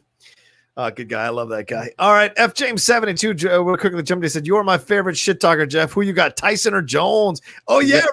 Roy Jones Jr. and Mike Tyson, Jeff. Who you got? I don't even follow boxing that much, but whenever the question is Tyson or, I go with Tyson. Doesn't matter who it is. Tyson is an animal, and I would not get into a ring with that guy for any of videos. Those videos of him training, bro. Woo! That's some scary ass shit. Roy Jones was getting knocked out by tomato cans. I don't know what he thinks he's going to do against Tyson. Dude, that killer instinct, you either have it or you don't, and it doesn't go away with age. Right. True. Very true. Michael Jordan, you could tell in that documentary, you could play spin the dreidel with him, and he would be looking to crush you. Brother. I spent a Sunday about 3 hours watching 3 episodes of The Last Dance, just rewatching them. The middle episodes where they talked about the Knicks, the Pacers, and the Pistons. I was just loving those episodes, man. Absolutely. Yeah, I rewatched it with Dad. Yeah, good. How is your dad? Is he doing good? Yeah, he's fine. He's out there in the garden every day. He's Nice. looking tan, looking buff, going to the beach, talking to honeys. Nice. All right. Guys, we have 186 y'all watching us. Thank you so much, but only 139 likes. So please get those likes up. Hit that like button. Hit that thumbs up button over there on your right. Get us up to 150. Get us to 200 likes before we wrap up this show here in the next 45 minutes or so. All right. Director Alan Smithy is coming in. Wow, director of such renowned projects as... Oh, like blood. Your microphone. We can't hear. Wait, really? I know your work. Oh, Now can you not? we're good. You good now? It's oh, a yeah. great hat. Thank you. Rocha loves it. Yeah. The hat, not the movie, but anyway. No, I directed Blood-Sucking Pharaohs from Pittsburgh. That's one of my favorites. Whenever a movie has "in Pittsburgh" in the title, you know it's a good film. I mean, it's excellent. Naturally. How's it going? How are you doing, Snyder? I'm doing well, man. I'm hanging in there. Because you're like the first guy I ever met like this, you and Rocha together. Well, I'm honored to have been your first. I feel like, you'll always remember me. I'll always remember. That's why I'm back for more, man. I didn't have a lot of questions, but now I want to know, what got you blocked by Russell Crowe, man? What did you do? Russell Crowe screwed me when he was making his directorial debut, The Water Diviner, and I held that news for him and his whole team. And then he went and blabbed about it to Deadline like every other A-list celebrity. Oh, did you call him out? Yeah, I called Russell out. I think it's okay to call Russell Crowe out. He's a big boy. He can take it. But I guess he couldn't. Oh, come on. He threw a phone at a guy once, and then he had to apologize about it later. Yeah, I don't know if Russell manages his account or if it's, someone on that publicity team. I tell you, though, I don't know if it was that story, but it's the same guy, so it doesn't matter. Like, his publicist is the same guy at the Wrap who I wrote in an email, "You're an asshole," and then I posted the email on Twitter, and that's basically what got me fired from that. I haven't emailed that guy since. Fuck him. Oh, it sounded like you were pretty confident in what you were saying, so put it out there, man, Yeah. That's what Twitter is all about. I'm new to Twitter, and it scares the shit out of me. I'll tell you. Oh, yeah, I'd be very careful. That's why I left. Yeah, I might lose my job as Hollywood's worst director. Hey, better to be the worst director than not a director at all. Yeah, that's right. Fair point. Hey, Snyder, have you ever heard of this movie called Get Duked? I did just hear, but the trailer just came out, didn't it? Yeah, that looks like a great movie. It's like the in-betweeners on the Scottish Highlands, and they're being hunted by some crazy, fox hunter people. Who's in that movie? Who's the star? Get Duked? Oh, what's his name? Eddie Izzard is the crazy... Eddie Izzard, okay, yeah. I did just see that trailer came online this week. I have not watched it yet, but now it's on my radar. I think it came out in 2019, but it's going to premiere on Amazon in this. See, that's the thing. Streamers are so desperate for content, they're just slapping a new title on old movies and put it out there. It was originally called Boys in the Wood, so now they're calling it. I think that sounds familiar. So whatever. That with BLM. We're not doing that with BLM. All right, Eddie Izzard, Kate Dickey, Georgie Glenn, James Cosmo, and then a bunch of young actors. Interesting. I'm gonna watch this trailer after we're done with the show. Go ahead. Scottish movie, I love Scottish movies. Yeah. They pitched me the new James Purefoy movie. I was trying to get an interview with him. I was shaking that tree hard. He wouldn't do it. But I did get an interview a few weeks ago with James Norton, who is who's in McMafia and a bunch of other stuff. A lot of rumors. He's odds-on favorite to be James Bond. So when I was in a conversation with him, everyone asks him, "Hey, what are the rumors about Bond? Are you going to take Bond?" And I thought, what's an end around way to ask him about it? And he gave me an opening when he was talking about the fact that he feels like he's a bit of a nomad as an actor, and that he doesn't like to get tied down to things for long. So I said, everyone asks you whether you're going to be James Bond. Do you want to be, or are you going to be there? Is there talks about it? My question is, do you want to be James Bond? Not will you be James Bond, but do you even want to be James Bond? Because you'll be tied down to a 3-film contract at least. You'll be under the microscope for everything you do. And he started to get agitated and sweating a little bit. And he didn't authentically answer the question, man. So, I try to bring guys on to have just normal conversations with me about their world. So I wanted Purefoy on to ask him about Solomon Kane, for God's sakes. Anyway, go ahead. Classic Solomon Kane. Come on. James Norton is not going to be the next James Bond. Yeah, Get you the don't hell think so? outta here. Who do you think it is? Man, he's the odds-on favorite according to Where, William Hill. according to who? Where Hill. do these rumors originate? William Hill is the betting Ooh. establishment there in the UK, and they've rarely been wrong about the Bond choice. Rocha's getting all of his think it's gonna be information. James. He's getting all of his information from Doomcock right now. They've got a special lineup, on the side. A red phone, and he's just like, Doomcock, what's up? How's it going? No, I'm just kidding. Who would you That guy scares guys the want to shit see out as of me. Bond? James Norton, fuck off. Go ahead. I don't know. Like maybe I Who like would you want to wanted see as Idris James Elba Bond? to play Bond, to be honest. I wanted Idris Elba to play Bond, I thought that would be cool. He's too old. Come on, you're talking to old people here. Geez, stop I saying know, but he's still too old. that. He's a badass though, But anyway. That's Rocha, who would be your choice? I just told you my fucking choice. I interviewed the guy. I'm not going to go very. I don't know that there's many. You should watch McMafia. That's on Amazon Prime. He does a fucking great job in that lead role, and he goes from like a regular banker, son of a Russian mafia family that emigrated when he was 3 years old to London. Therefore, he has that London accent and becomes a new version of the mafia that is a corporate mafia through 8 episodes of that series. And David Strathairn plays an Israeli money guy who like facilitates all of this, and you don't know which side of the fence he's on. It's a pretty fascinating series if you haven't watched it yet. It's really, really fucking good. And Strathairn is damn good in that show. And the woman from Perry Mason who plays Mason's friend in the show, who was Juliet Rylance? Yeah, she is his girlfriend throughout the whole show. And so it's a damn good show. I can't recommend it enough. J-Dog says Richard Madden, but that's the standard choice, Richard Madden. He's too small. He's diminutive. He's 5'2". Wasn't he in that Bodyguard show in Britain? Yeah, that's what I was thinking. That's his name, right? Yeah. Bodyguard. Henry Golden is another one. What do you? I don't know. There you go. Did you answer? Did I answer? Yeah. No.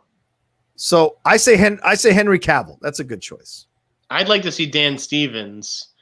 And even though he's too old, probably the lead on The Boys, that guy Anthony Starr, he might be interesting. Yeah. A little too old. Homelander. Yeah, Homelander. Yeah, if they ever did a live action Archer, that guy would be great as Archer's nemesis. Who's the blonde dude? I forget the character's name on Archer. Plays the blonde guy who becomes a Russian cyborg. I forget what his name is, but he would be fantastic. Homelander. I don't want to see Sam Heughan, that's for sure. Sorry. How about bringing Timothy Dalton in to be a bad guy in a new Bond movie? Just to bring him back in the fold. You know what I mean? He only got like a couple movies out of the deal, so This is why Smithy directs these crap films. All right. Anything else, Alan? Hey, well, I just want to say, Rocha, excellent match this week. I liked seeing you back on backstage today talking about it because I was agreeing with everything you were saying. Thanks, I'm dude. sure Snyder watched it live and he was glued to the screen. He actually doesn't look like he's seen it yet, so never mind. But anyway, he's on the river, man. Please. That's right. I hope there's an inner tube involved in that whole river floating thing, Snyder. But I don't know. Yeah. You just be naked. You just strip it off and jump in the water. I did get naked actually this weekend with my brothers. Okay.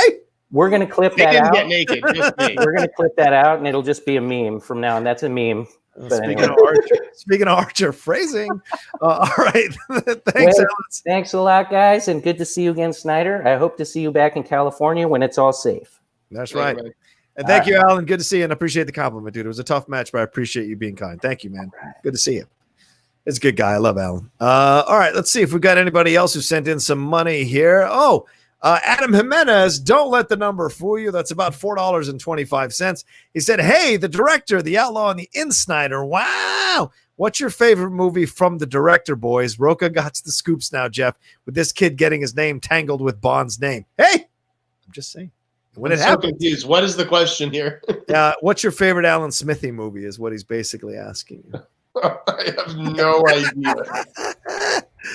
Wait, let's take a look at these films. I want to see if there's a list. Yeah, what is the list of Alan Smithy films? He's got an IMDb, which is mind-blowing to me. Let's see. The Night Watchers, Delete Your Facebook, Invisible World, Saint Nick, a short, The X, How to Make a Film, Hot Dreams, Dark Floors. Isn't there like famous films that Alan Smithy has done? Yes and no. I'm going to go with The Birds 2, Land's End. That is my favorite Alan Smithy movie, apparently. I'm going to go with the O.J. Simpson story, which is a TV movie from 1995. I can't deny. Oh, my God. He directed a Cosby show? Yikes. Yikes, Smithy. Yikes. There we go. Remember Birds 2. Birds 2. Dune. Someone said Dune. Let's see. Michael Red Dingus. Hey, good to see you, man. Snyder, what's your favorite geek franchise? If you have one, Rocha, keep up the hard work. I see you running the tournament and getting another shot at the title. We'll see, man. Snyder, I need some motivation for studying for my next Star Wars trivia match. What do you think of the Star Wars division? Did you watch any of those matches, brother? No, definitely not. Okay. Never. I mean, I saw when Ken went at it with who was it in like an Iron Man match? Yeah. Oh no, that was way back when. Yeah, that was incredible because I was just like, oh my God, like this is a level of trivia I couldn't even approach. What is your motivation? You don't want to be like me. You don't want to blow tournaments and easy leads and easy matches by not knowing Star Wars. So I could be your motivation. I'm the poster boy for learning about Star Wars. Favorite geek franchise? What counts as a geek franchise? Superhero stuff, Lord of the Rings stuff, Power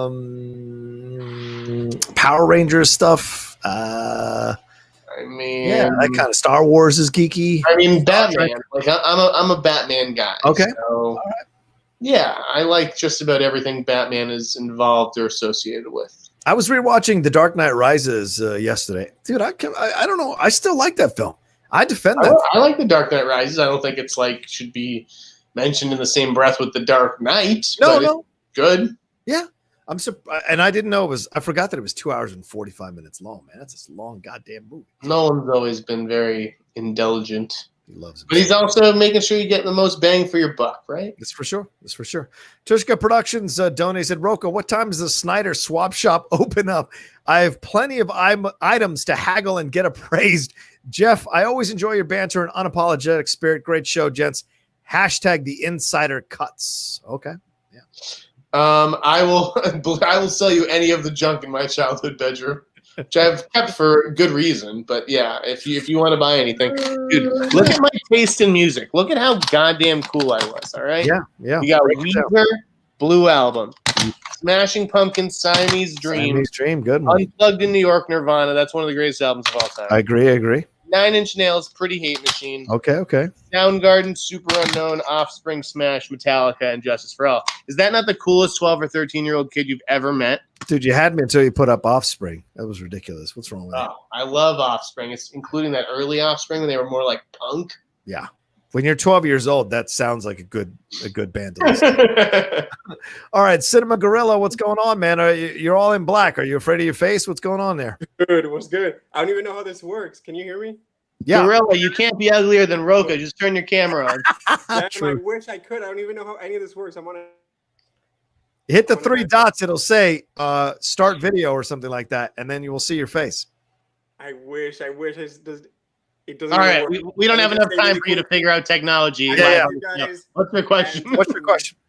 Let me just say my little cousin, Latino cousin, has been obsessed with you guys since high school, and I never understood why he was like obsessed with people who talk about movies all the time. But now I understand, and I support you guys all the way, and I'm obsessed with everything you guys do. Thank you. So, bless you. Really bless you guys, bro. One more time, the new show with Dorina is going to be amazing. And I hope so. Let me just remind everybody that the left and the right, they're all part of the same bird. And there you go. Fuck the bird. Woo. We have to say things that need to be said now. We have to change the systems. Mm-hmm. We have to represent and just keep preaching and saying what needs to be said. There you go. Oh, and thing, I joined the Patron right now with the Criterion. Thanks. And have you seen the movie Che, Steven Soderbergh yet? Dude, have I seen the movie? Hold on a second here. I love Show it. us, Rocha. Show us. Bring out Che Guevara's ashes right now in an urn. 1 and 2. Yeah. I have it in my Criterion collection, but it must be in the box by the television. Do it. I watched it. I'm gonna suggest it to see if we can watch it all together or something. That's a lot. Part 1 or part 2? Yeah, right. Part 1. Part 1's better than part 2. For sure. Part 1 in New York and everything is so cool. Yeah, it's fantastic to watch that. And Benicio is incredible in that movie. Heck Incredible. yes. Yeah. So good. And the first movie shot on red. So people need to Oh, I didn't know that. All right, good to know. Well, thanks to being a $10 patron, you'll get access to all 4 of the shows that we do earlier than everybody else that we do for just the patrons initially. Then we drop them on the Outlaw Nation channel. One of them is the Criterion Corner. So down the road, I'll definitely tackle Che in about a 20 to 30 minute show talking about what is on the disc and what you can enjoy about it. So amazing, boss. Thank you guys. Thank you guys for everything. Bless up. I'll be here. Respect, brother. Thanks for coming. And tell your cousin we said hi.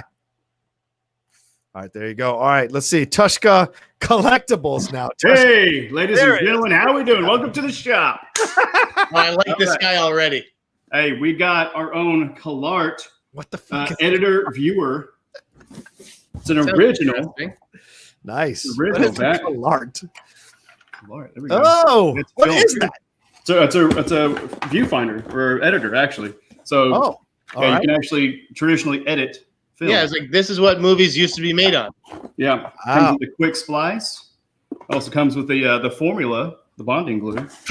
Rocha, we could host a show like Eating History, like Makuga's show, but we go back through old cameras, shit like this. We just have people bring us cool shit like this. So you want an old camera? Is that what you said? Oh, look at that. Come on, guys, let me take a picture. Look at this. This is fascinating. It's better than watching Makuga eat stale food, right? Certainly, won't die from this. That's for sure. Beta. Oh yeah, I love Beta. Wow. Back to the Future. By the way, Makuga, if you're watching this, I'm just kidding. I love the show. You're the man. He'd never watch any show. Yeah. All right. So what do you got, Snyder? How much for it? What you got to trade? I got about $5. What do you got? What do you got, Jeff? Wait, is this an actual like segment on the show? It is now. It is now. Just trying to take over the show. I love this. I'm kidding, guys. I'm kidding. Hey, what's your question, love you guys, man. Snyder, and actually, it's a question for both of you all. So, all right. So Rocha, we had the tough loss. I sent you a personal message, yes. Toshka, thank you so much for that message. Very sweet. I meant to write back to you. I'll probably write back to you tomorrow. And everybody who sent messages on the Patreon, thank you. Yeah, you're good. Yeah, no reply needed. But I was really pondering it, like for us as like patrons and as viewers and supporters of Movie Trivia Schmoedown and everything affiliated. Where is the line? Because like we have a lot of new people coming in. So I know I like to give you guys a hard time in the chat, but of course it's text. So sometimes things get misinterpreted, taken the wrong way. Sorry if you can't hear me. No, we can hear you. You're fine. Okay, there we go. I don't have the line. Like Snyder, you're gonna cross the line. But for us as fans, when we're watching, at what point do we kind of pull away from the product, from like building that community or building that product? I don't know. It's just something kind of been thinking about over the last week. And so, you guys got any thoughts on that? It's a loaded question, but all right, Jeff. Huh. So it's yeah. Let me go first. You like to be the shit stirrer. Go ahead, man. This is like is there a point where the audience will at some point pull back? You're asking? Yeah, I guess so. Yeah. Where would that line to where we're damaging the product or almost making it to where maybe it appears toxic? I certainly think listen. I people have said nasty things to me or whatever because I'm a heel and you feel like you can yell at the heel or whatever. Where I draw the line of where I'm not surprised that some people maybe pull back, like fans, like when people are yelling at the Schmoedown women. I think that really crosses the line and it's off-putting for a lot of whether it's parents of young girls or actual just young women who follow the show.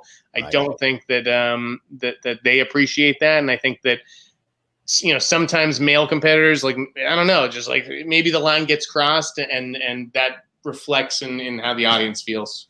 Yeah, definitely, brother. Well, hey, I got one more item for you to praise. Let me grab it real quick. I like this. This is like Antiques Roadshow. I know he's doing his thing. I respect. Hey. Oh God, it's Kansas City Chiefs, baby. God. There it is. There it is. Oh, not enough money could take this out of my hands this year. Until they change their name. I don't know. We'll see. Huh? I know. Hey, the Chiefs actually do an incredible job. So I'm from Kansas City, and I know some of the people that work in the Chiefs organization. And actually, one of a fellow tribal member in the Choctaw Nation. By the way, Jeff, I'm Native. He's actually on their advisory board. And he's an Indian outlaw, man. He's half Cherokee and Choctaw. Yeah, a little bit of Chippewa as well. My girlfriend. So My girlfriend's half do Native American. you have inside info? Yeah, what's your inside info, man? Yeah, but no, they actually do a great job of working with Native American tribes so that they're respectful of the culture. And so actually in the beginning of most of the playoff games and even in like the November games, they'll actually bring out like Native American veterans. And so that's where, I mean, I'm getting my apparel. So hopefully this November, if we can actually get to some games, I may be able to get on the field and opening ceremonies and such. But they actually do a really good job of incorporating Native American voices and representing it well. Unlike another Snyder that's in the situation. Yeah, Dan Snyder. We spell it differently, that's for sure. Yeah, Sundance does a great job with that as well. Before all the screenings, always like saying that these screenings in the festival are held on Native American land, and it's a nice gesture. Well, appreciate you guys' time. We'll see y'all. Thank you, Tushka. Good to see you, brother. I like to say Tushka to mess with him. When did your audience get so fun and cool? I'm just used to. They've always been fun and cool, dog. They've always been fun and cool. That's a no from me, dog. All right, let's go to Leo Logan. What's up, Leo? How you doing, brother? I'm doing good. How's it going, you two? Good. What's up, Leo? What do you got going on? It's a good name. I'm a huge Schmoedown fan. I've been following you guys since pretty much you guys came on since almost from the beginning. Wow. All right. I got a two-part question. Okay. All right. What is your favorite Alan Parker film in honor of his passing the past couple of days? Good question. Jeff, thoughts? What do you got? What do you got? I'm going to read off the titles? Give me some because I remember, like, just list a few. Okay, I'll go down the list here. I'll start from the beginning. There's not that many. So let's see. Bugsy Malone, Fame, Midnight Express, Shoot the Moon, Birdie, Angel Heart, Mississippi Burning, The Commitments, Road to Wellville, Evita, Angela's Ashes, and The Life of David Gale. Those are essentially his most well-known films. All right. I was going to say Mississippi Burning. That was the original answer, but it's Midnight Express. Midnight Express is one of those movies. Like, I always, like, growing up, my mother, I think it really, like, had an impact on my mom, who was the kind of person who would be, like, smuggling hashish if she ever traveled overseas. And so, like, there was always just, like, this mythology around it. When I finally saw it, like, that score was incredible. That actor, he, like, barely went on to anything. Brad Davis. Well, he died. He died really early. Okay. So, I just thought he was tremendous. Like, the guards, like, that's an incredible movie. Oliver Stone, man. Great script. Yeah. He died of assisted suicide in 1991. Brad Davis. Brad Davis did, because he contracted AIDS in 1979. So that's a tough situation. But yeah, Brad Davis was fantastic in that movie. He also has a small part in Chariots of Fire. People always forget this. He's one of those American athletes who trains, who comes over to race the Brits in those events there in the Olympics. He's the one that hands the letter to Eric Liddell before Eric Liddell wins the gold medal in his heat at the end of the movie. So is Midnight Express your favorite as well, John? No. My Midnight Express is rough, man. I've only seen it once. It's a tough movie to get through. For me, I can't put it as my favorite because it's not one I run back to over and over again. The Commitments is still my favorite, and I think it still holds up. Such a great unknown cast. Before Eastwood was doing it, he brought together all these people who you'd never heard of, and they were fantastic, and it's so funny that the guy from Once is like a really young guy in this movie as well, and so you'd see him come on and do what he did. So all of it around, I still listen to the music. I still get into their songs. I still love At the Dark End of the Street. It's one of the few album soundtracks that I own because of the music that is timeless and classic. And Cole Meany is great, and I love Irish films like crazy. It's one of those ones I just always enjoy from Alan Parker. Oh, and I have a soft spot for Bugsy Malone because Jodie Foster and Scott Baio in a young adult film about the mafia where they use cream puffs instead of machine gun bullets. There's just something brilliant about that when you're growing up around that time. And Parker also made Pink Floyd The Wall. Yes. Oh, yeah. Right. Oh, shit. And that's a damn good one, too. That's a damn good one, too. My favorite film of his is actually between Birdie with Matthew Modine and Nicolas Cage in one of their earlier roles, and probably Evita, probably Madonna's best starring role. Okay. Okay. What was there a second part of the question? Yeah. Actually, yes. My other question to you guys, Jeff, how are you feeling about facing Robert from Late to the Party as your first opponent in the tournament? I told you I'm not overlooking him. I think I've seen Robert be really good. Some of my exposure to him has been in the what is it when it's 5 of us on stage at once? What the hell is that? The free-for-all. Yeah, I can't keep Christian's events in all the names straight.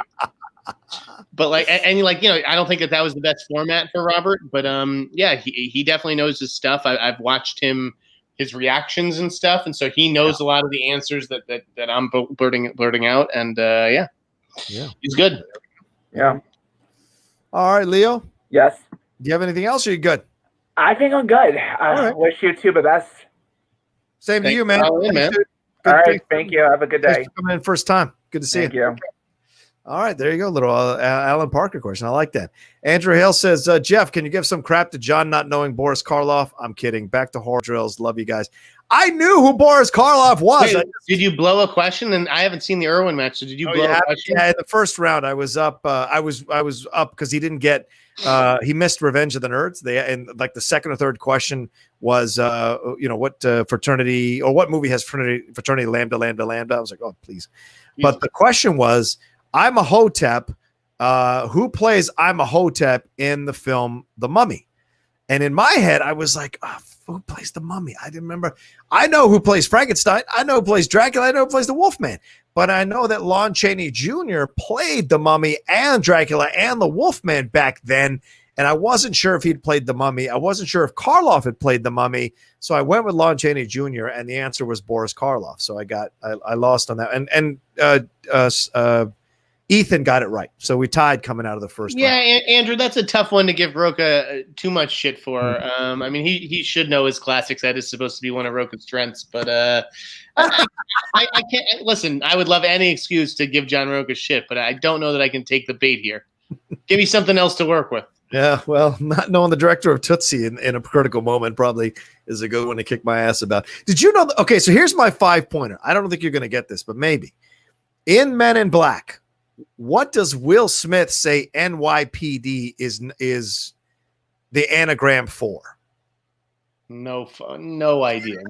None. Right?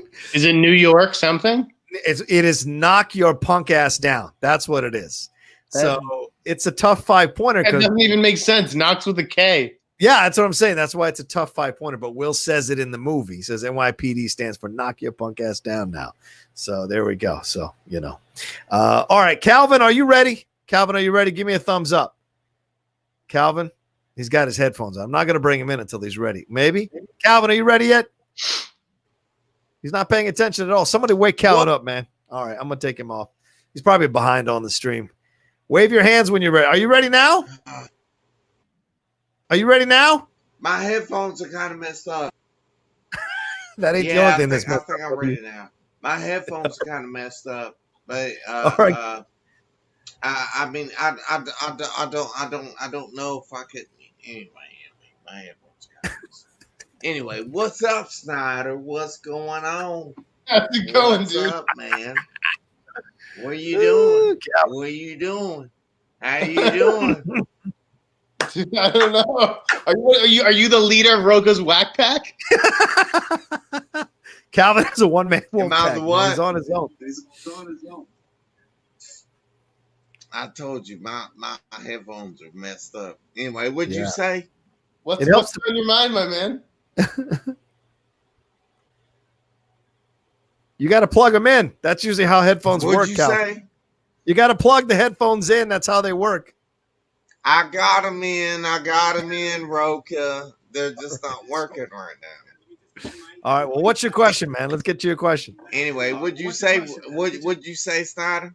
I said, are you the leader of Rocha's Whack Pack? The Whack Pack, it's a Howard Stern reference. Forgive me. It's a Howard Stern reference. Never mind. Yeah, Calvin's off, man. Hey, I'll tell you what, Snyder. Rocha's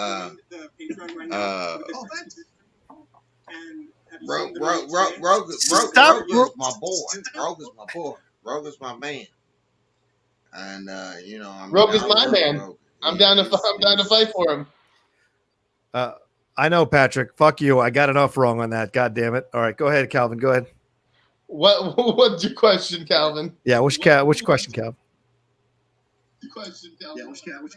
No. It's not a question. It's not a question.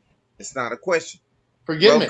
Rocha's my man. Rocha's my boy. That's my boy right there. Rocha is my man. Snyder, I don't even want to hear it. Rocha's my boy. Okay? That's my guy right there. That's right. Show some respect, Snyder. I'll convert you one day. Oh, it's wiping. You sitting here talking about this bullshit. You're sitting here talking about whatever, Snyder. You're talking about whatever that you don't understand. That's my boy. That's Rocha. That's Rocha. That's my boy. That's my dude. You don't know what the fuck you talking about. I don't. What are we talking about?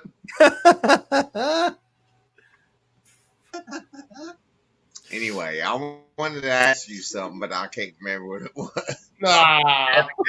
You blew it, No, Calvin. I wanted to ask Snyder something, but I don't remember what it was. Oh my god! All right, I got to take it down if you don't know what the Calvin, question. you can DM me if you think of it. I don't know. Yeah. I don't know, Snyder. Okay. Let's see here. I'm an open book. I'll tell you anything you want. In a 30-minute show talking about what is on the disc and what you can. What are you rewinding back? What are you doing right now? Snyder. So confused. What is your Is this man paying good money right now, Rocha? No, he does. He's not a supporter of the show. Huh? No, he's not a supporter of the show. He's not a patron, but he's a supporter of the show. He's not a patron, though. What, Calvin? What's your favorite Star Wars movie? My favorite Star Wars movie? That is the longest build-up for the worst question. I'm talking about out of all of them. Return of the Jedi, because I like Jabba the Hutt. Wow. Yeah. Return of the Jedi is your favorite? Yeah. Wait a minute. Really? Return of the Jedi is your favorite? I was a big Jabba the Hutt guy. Thank you, Ohab Cap. It's very kind of you for Calvin. All right, keep going, Calvin. You don't think it's a good thing? You don't think it's good? Did you see that? Did I see what? Yeah. That was very kind of Ohab Cap. He's stepping in for you, Calvin. But no, Return of the Jedi is your favorite. It is. All right. I got to take you off, Calvin. We're trying to have conversation with you, but you keep going silent every few seconds.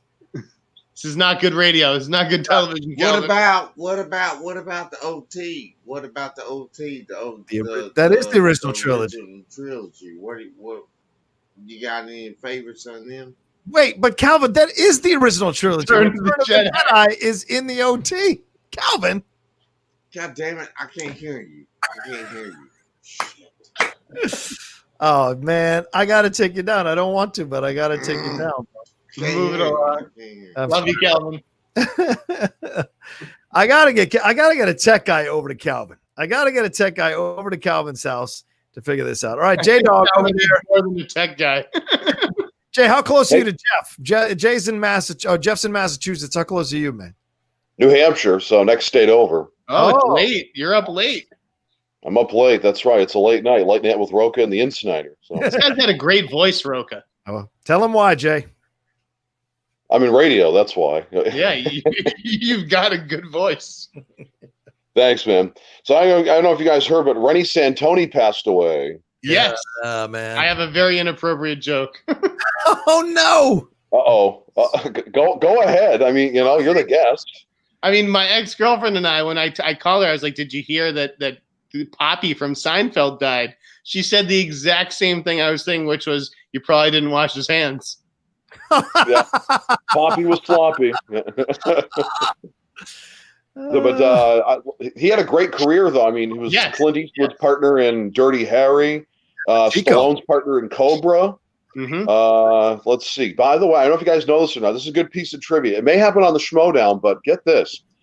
His voice is overdubbed on a state trooper's voice in Groundhog Day when the state trooper is telling Bill Murray that the traffic can't move because there's a snowstorm. And then Bill Murray goes, well, what do you mean? It's just a couple of flakes. That's Rennie Santoni's voice being dubbed over somebody else's voice. Wow. On the Harold That's good to know. On the Harold Ramis commentary of Groundhog Day, because of course he directed it, he says that that's Rennie Santoni's voice being dubbed over. He said the actor that came in was nice, but when we found out that Rennie Santoni could come in and overdub for a couple of seconds of dialogue, we jumped at the chance. He's one of those character actors that you saw in a million things, and whenever he popped up, just gave you solid work, and you were in and out. I remember him on Murder One. I was such a massive fan of Murder One, and he was a judge on Murder One.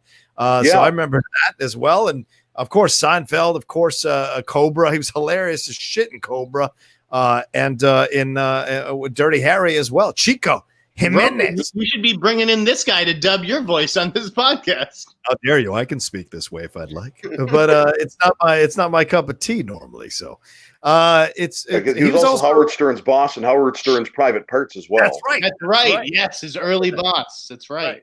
Before he went to WNBC. Yeah, exactly. Not Pig Virus. Yeah. That was what's his face?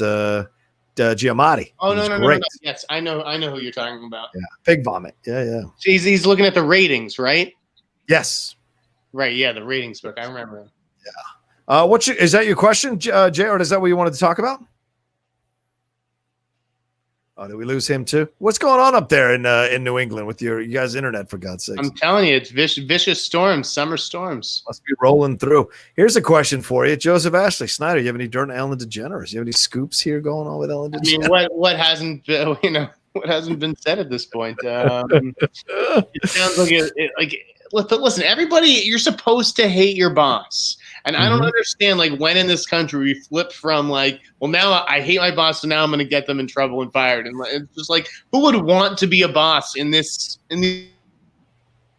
Oh no! See, so it must be rolling internet for you guys. The New Hampshire people, the New England people are losing internet left and right. Is there a storm going on for you people? Is that what's happening here? I'm gonna leave him frozen. I'm gonna leave him frozen for just a second, and I'm gonna answer his question. Probably won't hear me though. All right, let's bring on Jay. Jay, what do you got? Oh, is it me? Is it me? Calvin, what's going on? No, is it me? Let me see if it's me. Hold on, let me take a look at this live stream. No, it's not me, is it? Guys, can you see me? Comment if you can see me. I feel like I'm I don't want to say it, but Ellen saw the stream. That is hilarious. All right, let me see if I've got Jeff coming back in here. Can you guys see me? Can anybody see me? Can you hear me? Just let me know. Okay, Tushka says I am fine. All right, so we lost Jeff. I guess he is that him there? Jeff, are you coming in? All right. Very weird stuff going on. There we go. All right, there he is. That's a better picture. Should have used your phone the whole time from the beginning. All right, I'm back on my phone because the internet cut out again. I lost power again. So when we talk about it, it happens. All right.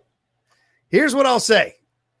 I hear your point of view, Jeff, although I thoroughly disagree, because most people's bosses aren't on camera dancing around like goofy things in their Converse trying to say be kind to people while they're fucking over people in the back and treating people like dog shit in the back. Most people's bosses aren't doing that bullshit.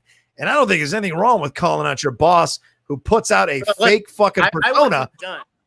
Oh, okay. Go ahead. I'm just saying, in general, I'm just in Hollywood, yeah, people who have been doing this for a long time and have accrued power, yeah, they use it to torment underlings. And from what I understand on Ellen, she would focus on one day and then move on to someone the next day. So it's not she was picking on this repeated target sort of thing. It's just everyone gets, everyone takes their turn of getting hazed or razzed or whatever it is. Now, Right.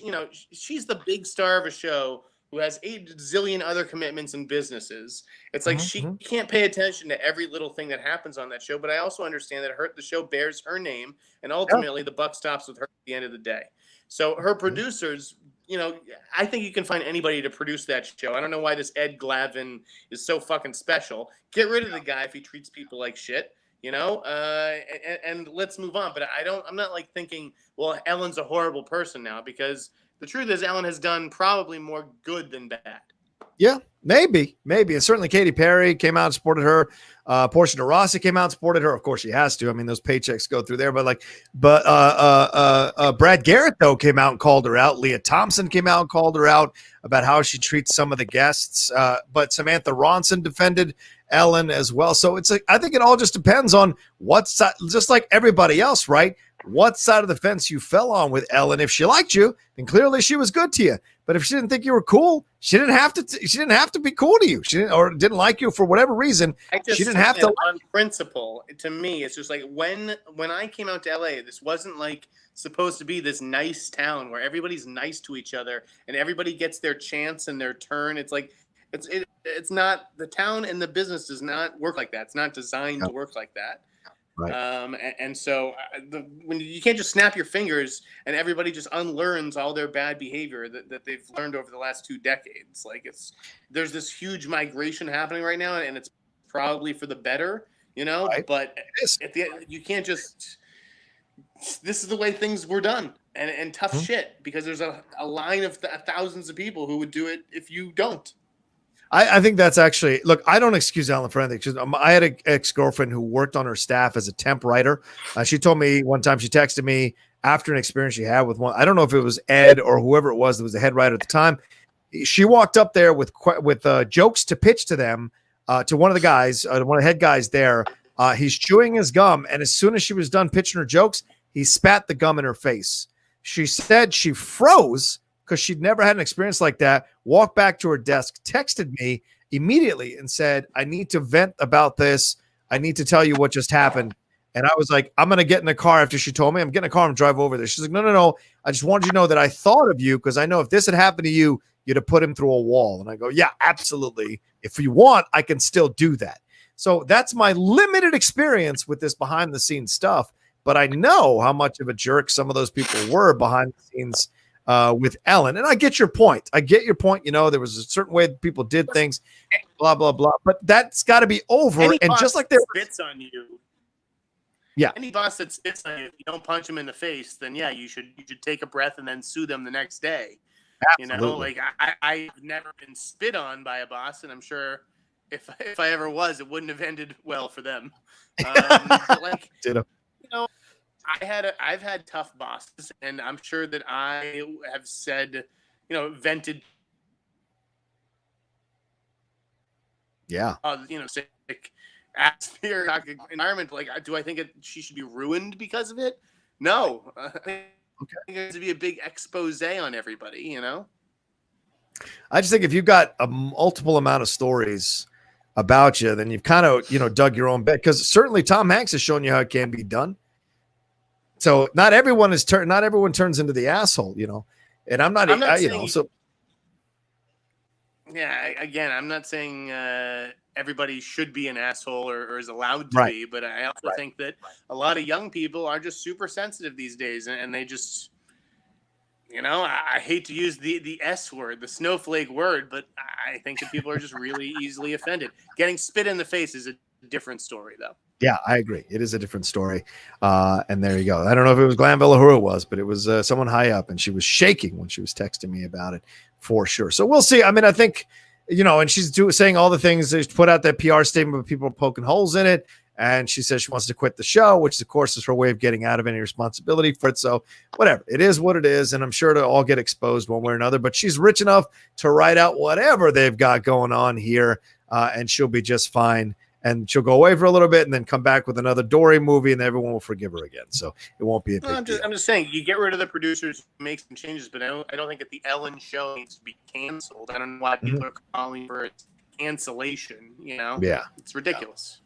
Okay, fair enough. All right, well, it's 10 o'clock, Joe. We've taken enough of Jeff's time. It's 1 a.m. in the morning over there on the East Coast, so I can't thank him enough for taking a couple hours to come back on the Outlaw Nation show. It's always great to catch up and hang out with Jeff, and just like always, there's like 10 topics we left on the table that we could have talked about. We didn't get too into, but I appreciate it, Jeff. Thanks for being such a great guest. Thanks for answering all the questions from the Outlaw Nation fans and patrons who come on to ask you questions live and during the Super Chats and Streamlabs. Anything you want to plug or promote or anything you got going on, my man? I'll come back anytime you want. Sorry for the technical difficulties. Maybe we'll do it on a night where I'm not playing poker with the boys. And that would be nice. Yeah, I'm not on Twitter anymore, but I'm on Instagram and I'm on Cameo at the Snyder. So if you guys ever want to communicado one-on-one, let me know. And then you got your podcast, right? It's called what? The Snyder Cut? Snyder Cut, yes, on Thursdays. Make sure to send me mailbag questions. You can DM me still on Twitter. I'm reading those. Or you can email me at jeff@collider.com. And yeah, follow my blog, theinsnyder.blogspot.com for the annual movie list and recommendations. Yeah, never a bad thing. All right, Jeff, I'm going to let you go, man. Feel free to dump out. Have a great rest of your night. Thanks so much for taking the time. It was great to see you, brother. Missed you, man. Rocha. Peace, brother. Bye. Peace. All right, that was Jeff Snyder stopping by here on the Outlaw Nation channel. I'm going to wrap the show up here in just a second myself. I got to get to bed, man. It's 10 o'clock. I got to get on SCN Live tomorrow morning at 10 a.m., so I need to get a little bit of sleep tonight. But I want to thank you all so much for joining me for the late start time of 8 p.m. This was done so that Jeff could do his poker, and I was fine taking a little bit of a break because I had a bunch of shows that I was doing today and other stuff that I was handling in between those shows. It never ends when you run your own outlet, ladies and gentlemen. And some of you have been said, how do you do so many shows? Here's how I do so many shows.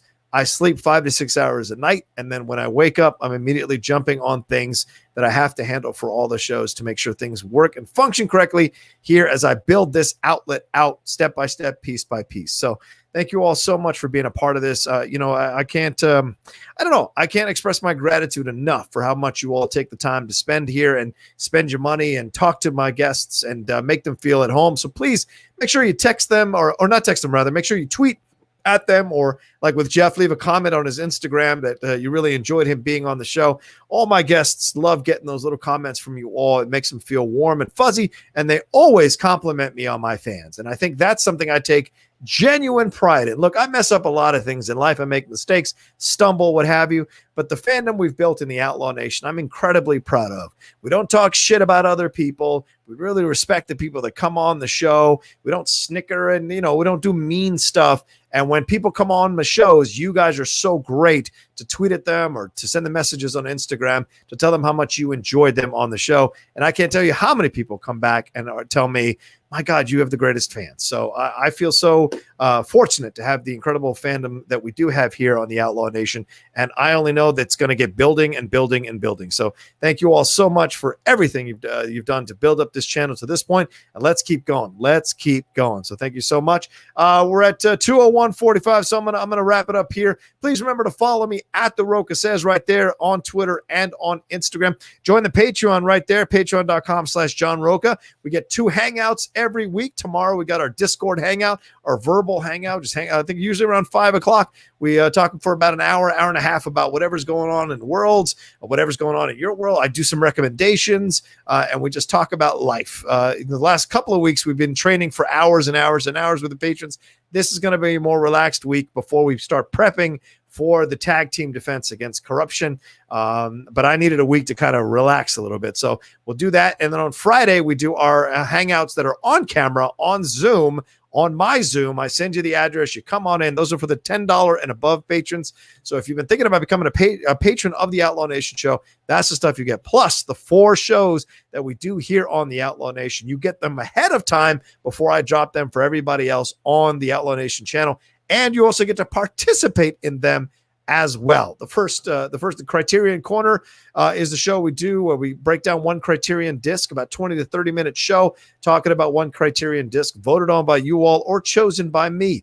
The other one is called Ask the Outlaw, which is essentially my mailbag show. And that was a great first episode, almost 2,000 views on that episode. Really fantastic response from the fans on that one as well. The Outlaw Rides Again. That is the show where I revisit one of my Schmoedown matches with a guest or a patron. We rewatch the match together, and then they interview me as the match is going along to talk about what was going on in my head when it was all happening. And of course, our debate show, the OK Corral, that's coming back as well. We're two $10 patrons, I think, go at it about 3 separate questions focusing on a topic. Our last one was about Batman, so we'll see what we're getting. I think Lord of the Rings is our next one, so we're going to set it all up and get back into the rhythm of doing those in the month of August. So there you go. That's everything I got for you. There, right there. There's the patron address. Thank you so much, Outlaw Nation Bot. Really appreciate that. And what are we at likes-wise? We're at 173 likes. Please, if you're watching this later, hit that like button. Get us over 250 likes, 300 likes, what have you. And remember to share this video on your social media and to like it, as I said, but share it more importantly, and subscribe to the channel down below if you haven't done that yet. By sharing the video, you tell your friends and family that you like this show, you like me as a YouTube personality, and then more people come over to be a part of the Outlaw Nation, and the outlet grows and grows. All right, that's it for me. Take care of yourselves. Have a great rest of your night, or great rest of your morning, or great rest of your day whenever you're watching me internationally, wherever you're at. And once again, thank you so much for being a part of the Outlaw Nation. And we'll talk to you next time with another brand new episode of the Outlaw Nation Show. And let me end it like I end every show. Whatever you need to do to get through the next second, next minute, next hour, next day, next week, next month, next year, please find your way to do that. Because you never know what's waiting for you on the other side. No matter how dark it feels right now, no matter how desperate it might feel right now, trust me when I tell you, I've been in those places. I've been in that dungeon. I've been in that darkness. I've been in that pit, in that well, and I found my way out. Slowly but surely, I found my way out, and look at all the blessings I've received by doing that. It doesn't come without its cost. It doesn't come without a lot of hard work, and it doesn't mean there aren't days where I can slip back into that hole for a day or two. But it does mean I can find my way out, and I've done it before, and you can too. So much love to all of you. Please take that message, because I want to have you in the Outlaw Nation. I want to keep you in the Outlaw Nation for a very long time. All right, take care of yourselves. Much love. We'll talk to you soon. Peace, peace, peace. And wear your mask.